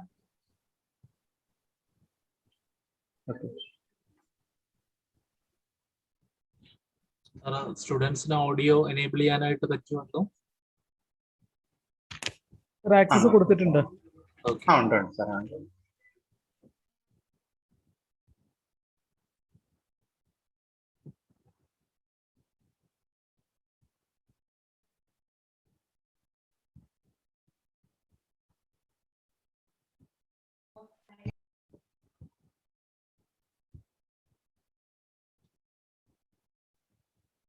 എല്ലാവരും തിരക്കിലായതുകൊണ്ട് ചോദ്യങ്ങളില്ല എന്ന് വിചാരിക്കുന്നു. ഞാൻ എന്തായാലും അപ്പോൾ അടുത്ത നമ്മുടെ പ്രിയങ്കരനായ Ratheesh S sir, district coordinator KTU NSS, അദ്ദേഹം KTUവിൻ്റെ NSS സെല്ലിൻ്റെ ആലപ്പുഴയുടെ സാരഥിയാണെന്ന് മാത്രമല്ല അദ്ദേഹം ഒരു എന്താ പറയുക ജോയ് സാറിൻ്റെ റൈറ്റ് ഹാൻഡ്, അല്ലെങ്കിൽ സ്വന്തമായി പരിസ്ഥിതി പ്രവർത്തനങ്ങൾ നടത്തുന്നതിൽ സംസ്ഥാനത്തെ മറ്റെല്ലാ NSS കോർഡിനേറ്റേഴ്സിൻ്റെയും ഒരു NSS കോർഡിനേറ്റർ മാതൃകയും പ്രചോദനവുമാണ് Ratheesh sir. Ratheesh sir zero carbon പ്രോഗ്രാമുകളുമായിട്ട് ആലപ്പുഴ ജില്ലയില് ഇതുവരെ ആരും കൈവയ്ക്കാത്ത ഒരു മേഖലയിലേക്ക് വന്ന് നമ്മുടെ വേമ്പനാട് കായലിനെ സംരക്ഷിക്കുന്നതിന് വേണ്ടി ആലപ്പുഴയിലെ കനാലുകളെ നവോത്ഥാനത്തിലേക്ക് നയിക്കുന്നതിന് വേണ്ടിയിട്ട് ആലപ്പുഴയുടെ ബീച്ചിനെ പ്രൊട്ടക്ട് ചെയ്യുന്നതിന് വേണ്ടിയിട്ട് ഒക്കെ തൻ്റെ കുട്ടികളുമായിട്ട് നിരന്തരം ഇറങ്ങിത്തിരിക്കുകയും ഒട്ടനവധി പ്രോഗ്രാമുകൾ ആലപ്പുഴ ജില്ലയുടെ എൻവറോൺമെന്റൽ എഞ്ചിനീയർ ആയിരിക്കെ എനിക്ക് രതീഷ് സാറിനോടൊപ്പം ചെയ്യാൻ പറ്റി. അപ്പോ ഫാത്തിമ, ചോദ്യം ഉണ്ടോ? എങ്കിൽ ഞാൻ നമ്മുടെ പ്രിയപ്പെട്ട രതീഷ് സാറിനെ വോട്ട് ഓഫ് താങ്ക്സ് പറയുന്നതിന് വേണ്ടിയിട്ട് ഈ പ്രോഗ്രാമിന്റെ കാര്യം രതീഷ് സാറിനോട് സൂചിപ്പിച്ച് തന്നെ നമുക്ക് ചെയ്യാം, നമുക്ക് ഇന്ന് തന്നെ ചെയ്യണം സാറേ, നമുക്ക് ഉടനെ തന്നെ റെഡിയാക്കാന്ന് പറഞ്ഞ് എനിക്ക് മുന്നേ ചാടിത്തിരിച്ച എൻ്റെ പ്രിയപ്പെട്ട രതീഷ് സാറിനെ ഞാൻ ഹാർദവമായി ഈ പ്രോഗ്രാം വോട്ട് ഓഫ് താങ്ക്സ് പറയുന്നതിന് വേണ്ടിയിട്ട് സാദരം ക്ഷണിക്കുന്നു.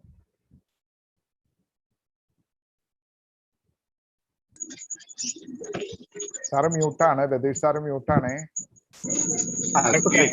സർക്കുലേറ്റ് ചെയ്തിട്ടുണ്ടോ പറഞ്ഞാലേ? നമ്മുടെ ഫീഡ്ബാക്ക് ഫോം കുഞ്ഞുങ്ങളെ എല്ലാവർക്കും സർക്കുലേറ്റ് ചെയ്തിട്ടുണ്ട്. നമ്മുടെ സോജൻ സാർ ഒന്നുകൂടെ ഓർപ്പിച്ചിട്ടുണ്ട്. അപ്പോ എല്ലാവരും ഫീഡ്ബാക്ക് ഫോം ഫില്ല് ചെയ്ത് കൊടുക്കുക. എല്ലാവർക്കും ചാറ്റ് ബോക്സിൽ അതിന്റെ ലിങ്ക് കിടക്കുന്നത് കാണാമെന്ന് വിചാരിക്കുന്നു. അപ്പോ over to Ratheesh sir. Sir please. മനസ്സ് നന്നാവട്ടെ. നമ്മുടെ ഏറ്റവും വലിയൊരു പ്രോഗ്രാമാണ് നമ്മളിവിടെ ഇന്ന് കണ്ടക്ട് ചെയ്തത്. ഏറ്റവും വലുത് എന്ന് പറയാൻ കാരണം നമ്മളെ സംരക്ഷിക്കുന്നത് നമ്മുടെ പ്രകൃതിയാണ്. അപ്പൊ ആ പ്രകൃതിയെ തിരിച്ച് സംരക്ഷിക്കുക എന്നുള്ളത് നമ്മുടെ ഓരോരുത്തരുടെയും കർത്തവ്യമാണ്, നമ്മുടെ നിലനിൽപ്പിന്റെ പ്രശ്നവുമാണ്. അപ്പൊ അതുകൊണ്ട് തന്നെ നമ്മള് ഇന്നിതുവരെ നമ്മളാൽ നശിപ്പിക്കപ്പെട്ടത് തിരിച്ചെടുക്കുകയും ഇനി അതിനൊരു കോട്ടം വരാതിരിക്കുവാൻ ഇതൊരു തുടക്കമാകട്ടെ എന്ന് ആശംസിക്കുകയും ചെയ്യുന്നു. അപ്പോൾ ഈ ഒരു പ്രോഗ്രാമില് ഞാൻ എൻ്റെ കർത്തവ്യത്തിലേക്ക് കടക്കുകയാണ്. ആദ്യമായിട്ട് ഈ പ്രോഗ്രാം ഉദ്ഘാടനം ചെയ്ത നമ്മുടെ ഏവരുടെയും പ്രിയങ്കരനായ director environment and climate change department Sunil Pamidi IFS സാറിന് വളരെയധികം നന്ദി രേഖപ്പെടുത്തിക്കൊള്ളുന്നു. നമ്മുടെ NSSന്റെ പേരിലും അതേപോലെ നമ്മുടെ ഈ ഒരു കേരളത്തിന്റെ പേരിലും നന്ദി രേഖപ്പെടുത്തിക്കൊള്ളുന്നു. അതേപോലെ തന്നെ നമ്മുടെ ഈ പ്രോഗ്രാമിന് ചുക്കാൻ പിടിച്ച ഏറ്റവും നേതൃത്വം നൽകിയ ബിജു സാറിനെ ഒരിക്കലും നമുക്ക് മറക്കാൻ കഴിയില്ല. കാരണം ഇത്രയേറെ പ്രകൃതിയെ സ്നേഹിക്കുന്ന മറ്റൊരു മനുഷ്യനെ ഞാൻ കണ്ടിട്ടില്ല. വളരെയധികം ഞാനും ബിജു സാറുമായിട്ട് വർഷങ്ങളായിട്ട് ഒരുപാട് പ്രോഗ്രാമുകൾ ചെയ്യാൻ അവസരമുണ്ടായി. അപ്പോഴൊക്കെയും സാറ് ചെയ്യുന്ന ഓരോ പ്രവർത്തനങ്ങളും ഒന്നിനൊന്ന് മികച്ചതായിക്കൊണ്ടിരിക്കുകയാണ്. അതിന്റെ ഫലമായിട്ടാണ് സാറ് വലിയ വലിയ പുരസ്കാരങ്ങൾ നേടിക്കൊണ്ടിരിക്കുന്നതും അല്ലെങ്കിൽ കൂടുതൽ നല്ല മികവിലേക്ക് അർഹനായിക്കൊണ്ടിരിക്കുന്നത്. അപ്പോൾ ഇനിയും സാറ് ഒരുപാട് ഉയരങ്ങളിൽ എത്തട്ടെ എന്ന് ആശംസിക്കുകയും ചെയ്യുന്നു. അതേപോലെ ഇത്രയും നല്ലൊരു പ്രോഗ്രാം നമ്മുടെ എഞ്ചിനീയറിംഗ് സ്റ്റുഡൻസിന് വേണ്ടിയിട്ട് നമുക്കറിയാം അടുത്ത ഒരു തലമുറ നമ്മുടെ ഈ ഒരു സ്റ്റുഡൻസിലാണ് നമ്മൾ പ്രതീക്ഷിക്കുന്നത്. അപ്പൊ അവർക്കൊരു ഇന്ന് ഈ പ്രോഗ്രാമിലൂടെ കിട്ടിയത് വലിയൊരു മുതൽക്കൂട്ടാണ്. അപ്പൊ അതിന് അറിവ് സാറിന്റെ ആ ഒരു ബാക്ക്ഗ്രൗണ്ടിൽ തന്നെ ഒരുപാട് അറിവ് അവിടെ പ്രത്യക്ഷത്തിലുണ്ട്.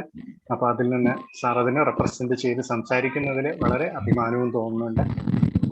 ആ ഒരു അറിവ് പങ്കുവെച്ചു നമ്മുടെ കുട്ടികൾക്ക് അത് പകർന്നു നൽകി അവർക്കും അത് കൂടുതൽ പ്രാവർത്തികമാക്കാൻ കഴിയട്ടെ.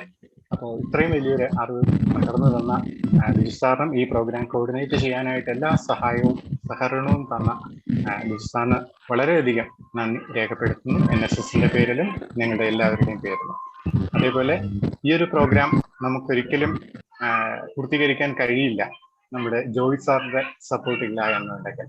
കാരണം ഈ പ്രവർത്തനങ്ങൾക്കെല്ലാം തന്നെ ബിജു സാറിന്റെ തോളോട് തോള് ചേർന്ന് പ്രവർത്തിക്കുന്നതാണ് ജോയ് വർഗീസ് സാറും പ്രകൃതിയോട് അത്രയധികം കടപ്പെട്ട് തന്നെയാണ് ഓരോ പ്രവർത്തനങ്ങളും കാഴ്ചവെക്കുന്നത്. സാറിന്റെ പ്രവർത്തനങ്ങൾ ഇനിയും ഒരുപാട് ഉയരങ്ങളിൽ എത്തട്ടെ എന്ന് ആശംസിക്കുകയും അതേപോലെ ഈ പ്രോഗ്രാമിന് വേണ്ടി കോർഡിനേറ്റ് ചെയ്യുവാനും ഇന്നലെ രാത്രിയോളം വൈകിയോളം നമ്മളെല്ലാം കോൾ ചെയ്യുകയും അതിനനുസരിച്ച് പിന്നിൽ പ്രവർത്തിക്കുകയും ചെയ്ത ജോയ് സാറിന് എൻ്റെ ഹൃദയത്തിന്റെ ഭാഷയിലും NSSന്റെ പേരിലും നമ്മുടെ എല്ലാവരുടെയും പേരിൽ വളരെയധികം നന്ദി രേഖപ്പെടുത്തിക്കൊള്ളുന്നു.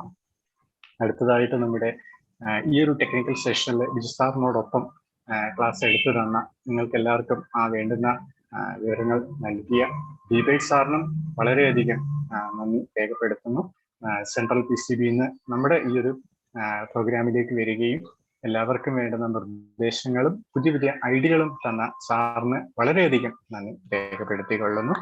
അതേപോലെ തന്നെ നമ്മുടെ ഈ ഒരു പ്രോഗ്രാമിനെ ചുക്കാൻ പിടിച്ച മറ്റൊരു പ്രധാനപ്പെട്ട വ്യക്തിയായ നമ്മുടെ എംബിറ്റ്സിലെ പ്രിൻസിപ്പൽ ഡോക്ടർ സോജൻ ലാൽ സാറിനും വളരെയധികം നന്ദി രേഖപ്പെടുത്തിക്കൊള്ളുന്നു നമ്മുടെ NSSന്റെ പേരിൽ. സോജൻ സാറെ, ഇതിൽ ആക്സസ് ചെയ്യാൻ പറ്റുന്നില്ല എന്ന് ഒത്തിരി കമന്റ് വരുന്നുണ്ട്. ഞാൻ ടെസ്റ്റ് ചെയ്തല്ലോ, കുഴപ്പമില്ല, ഞാൻ തന്നെ ഇട്ടിട്ടുണ്ട് അതില്. ഓക്കെ ഓക്കെ ഓക്കെ, സാമ്പിൾ ഞാൻ ടെസ്റ്റ് ചെയ്തു. സോറി, ഒന്നോടെ ഞാൻ സാർ തുടർന്നോളൂ. ഓക്കെ സാറേ. അപ്പൊ സോജൻ സാറ് ഈ ഒരു പ്രോഗ്രാമിന് നമുക്ക് വേണ്ടുന്ന എല്ലാ സപ്പോർട്ടും നൽകുകയും ചെയ്തിരുന്നു. സാറിന്റെ ആ ഒരു 5G അല്ലെങ്കിൽ അതിലേക്ക് കൂടുതൽ പേര് വരട്ടെ എന്ന് ആശംസിക്കുകയും ചെയ്യുന്നു. ഇനിയും കൂടുതൽ വിവരങ്ങളിൽ എത്തട്ടെ എന്ന് ആശംസിക്കുന്നു. അപ്പൊ നമ്മുടെ പ്രകൃതിയെ സംരക്ഷിക്കുന്നതിൽ സാറിന്റെ മഹത്തായ പ്രവർത്തനങ്ങൾ ഇവിടെ പറയുകയുണ്ടായി. സാറിന് ഒരുപാട് നന്ദിയും രേഖപ്പെടുത്തുന്നു. അതേപോലെ ഈ പ്രോഗ്രാം കണ്ടക്ട് ചെയ്തതിനും ഇതിനു വേണ്ടുന്ന എല്ലാ സപ്പോർട്ടും ഹൃദയത്തിന്റെ ഭാഷയിൽ അല്ലെങ്കിൽ ഹൃദയപൂർവ്വം തന്നതിനും വളരെയധികം നന്ദി രേഖപ്പെടുത്തുന്നു. ഞാൻ എൻ്റെ പേരിലും അതേപോലെ NSSLന്റെ പേരിലും പൊല്യൂഷൻ കൺട്രോൾ ബോർഡിന്റെ പേരിലും നന്ദി അറിയിക്കും. അതേപോലെ തന്നെ നമ്മുടെ ഈ ഒരു പ്രോഗ്രാമിലെ ഏറ്റവും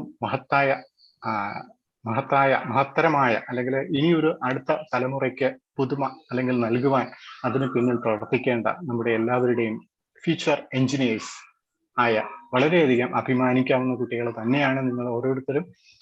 ഈ പരിപാടിയിൽ പങ്കെടുക്കുക അല്ലെങ്കിൽ ഇതിനൊരു മനസ്സ് കാണിക്കുക എന്ന് പറയുന്നത് നമുക്കൊരിക്കലും മറക്കാനാകാത്ത ഒരു കാര്യമാണ്. നമുക്കറിയാം, നമ്മുടെ യൂണിവേഴ്സിറ്റിയിലാണെങ്കിലും ലക്ഷക്കണക്കിന് കുട്ടികളാണ് പഠിക്കുന്നത്. ഇതില് ഈ ഒരു പ്രോഗ്രാമില് 500 മുതൽ 1000-1000-നകത്തുള്ള കുട്ടികളാണ് പങ്കെടുത്തത്. അപ്പൊ ആ ഒരു മനസ്സ് കാണിച്ച നിങ്ങളാണ് ഈ പ്രോഗ്രാമിന്റെ ഏറ്റവും നല്ല ബെസ്റ്റ് ആയിട്ട് നമുക്ക് പറയാൻ പറ്റുന്നത്. അപ്പൊ നിങ്ങൾ ഓരോരുത്തർക്കും ഈ പരിപാടിയിൽ പങ്കെടുത്തതിൽ വളരെയധികം നന്ദി രേഖപ്പെടുത്തുന്നു.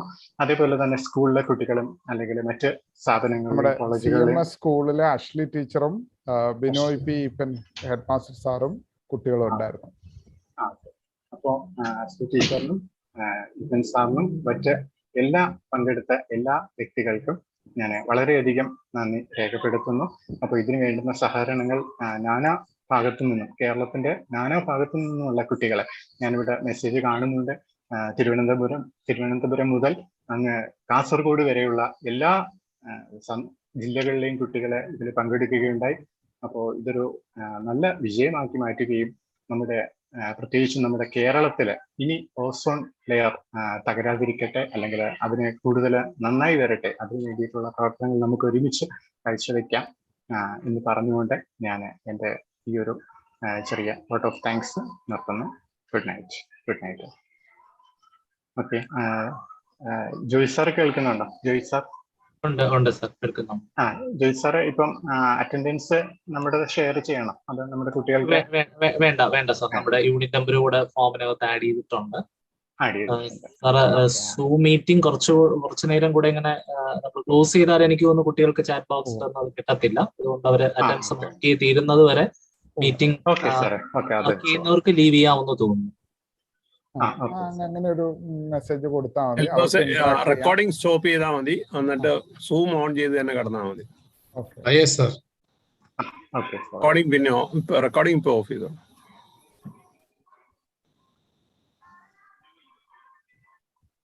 കുറച്ചുപേര് ഇങ്ങനെ ഫോം നിങ്ങൾ ഒന്നുകൂടി ഒന്ന് ട്രൈ ചെയ്തു, അത് സാമ്പിൾ ടെസ്റ്റ് ചെയ്തിട്ട് വർക്ക് ചെയ്യുന്നുണ്ടല്ലോ. നിങ്ങളുടെ യൂണിറ്റ് നമ്പർ അതിൽ സെറ്റ് ചെയ്ത് കഴിഞ്ഞാൽ കോളേജും കിട്ടും. അതില് കുട്ടികൾ ഫോമിൽ ഫില്ല് ചെയ്യൂ. Sir, already 438 form already filled. 438 form fill ആയെങ്കിൽ വളരെ കുറച്ച് കുട്ടികൾക്ക് ഇല്ലാതുള്ളല്ലോ. 500 എല്ലാവർക്കും പറ്റും. അവരുടെ നിങ്ങളുടെ യൂണിറ്റ് നമ്പർ അറിയാമെങ്കിൽ ആദ്യം യൂണിറ്റ് നമ്പർ, പിന്നെ നിങ്ങളുടെ കോളേജിന്റെ പേര് അവിടെ ഉണ്ട്. Try again it's coming. പറ്റും അത്, കാരണം ടെസ്റ്റ് ചെയ്ത് അങ്ങോട്ട് അയക്കുന്നതിന് മുമ്പ് നമ്മൾ ടെസ്റ്റ് ചെയ്തു ഓൾറെഡി. അല്ല, അപ്പൊ വീണ്ടും റീപോസ്റ്റ് ചെയ്യുന്നുണ്ട്. വീണ്ടും നിങ്ങൾ കുട്ടികളെ ശ്രദ്ധിച്ച് ചെയ്തു നോക്കൂ. അതുപോലെ എൽദോസ യൂട്യൂബിൽ ഇട്ടാൽ അവിടെയും കുറെ പേരുണ്ട്. ഒരു 75-100 പേരോളം യൂട്യൂബിലുണ്ട്. ഇവിടെ കയറാൻ പറ്റാത്തവർ അവിടെ കയറും. ചെയ്തിട്ടുണ്ട്. അപ്പൊ അത് കഴിയുമ്പോൾ ക്ലോസ് ചെയ്യണം. സോജൻ സാറേ, സാറ് നമ്മുടെ ഈ ഇൻഫിയുടെ ഈ ഒരു പ്ലാറ്റ്ഫോമിനെ കുറിച്ച് പറഞ്ഞു. സാർ ഒരു നല്ല മാനേജ്മെന്റ് ട്രെയിനിങ് നടത്തുന്നതിനെ കുറിച്ചും പറഞ്ഞു. നമുക്ക് പരിസ്ഥിതി റിലേറ്റഡ് ആയിട്ട് ഈ പരിപാടി ഇതിനകത്തുണ്ടോ സാറേ? കുറെ 1,00,000-ഓളം കോഴ്സുകൾ ഉണ്ടെന്ന് സാർ പറഞ്ഞല്ലോ. സാറൊന്ന് ഫ്രീ ആയിട്ടൊന്ന് രജിസ്റ്റർ ചെയ്തിട്ട് സാറൊന്ന് നോക്കൂ. 1,30,000 കോഴ്സുകൾ ഉണ്ട് അതിന്റെ അകത്ത്. തീർച്ചയായിട്ടും നമുക്ക് അതിനകത്ത് നോക്കാം. നമുക്ക് രതീഷ് സാറിനെ പോലെ ജോയി സാർ സാറിനെ ഈ പൊല്യൂഷൻ കൺട്രോളിനെ മൊത്തമായിട്ട് വേണമെങ്കിൽ ഞാൻ ഒരു ദിവസം ഇൻഫോസിസിന്റെ ആൾക്കാരെ സാർ എല്ലാവരെയും ഇങ്ങനെ വിളിച്ചു. പൊല്യൂഷൻ കൺട്രോളോ അല്ലെങ്കിൽ കംപ്ലീറ്റ് NSS യൂണിറ്റോ നിങ്ങൾ വിളിച്ചോളൂ. ഞാൻ ആ ഇൻഫോസിസിന്റെ ഏറ്റവും സീനിയർ മോസ്റ്റ് ഇന്ത്യ ഓപ്പറേഷന്റെ ആളെ കൊണ്ട് ക്ലാസ് എടുപ്പിക്കാം. ഓക്കെ വളരെ നല്ലതായിരിക്കും. അൺലിമിറ്റഡ് റിസോഴ്സസ് ഫ്രീ ആണ് സാർ. ചെയ്യാം തീർച്ചയായിട്ടും. അത് ചെയ്യാം സാർ. അതുപോലെ ആ പ്ലാറ്റ്ഫോമിൽ വരുമ്പോ ഈ 500,000 ഒന്നുമല്ല കേട്ടോ. You can bring 20,000 people at A time. 20,000 number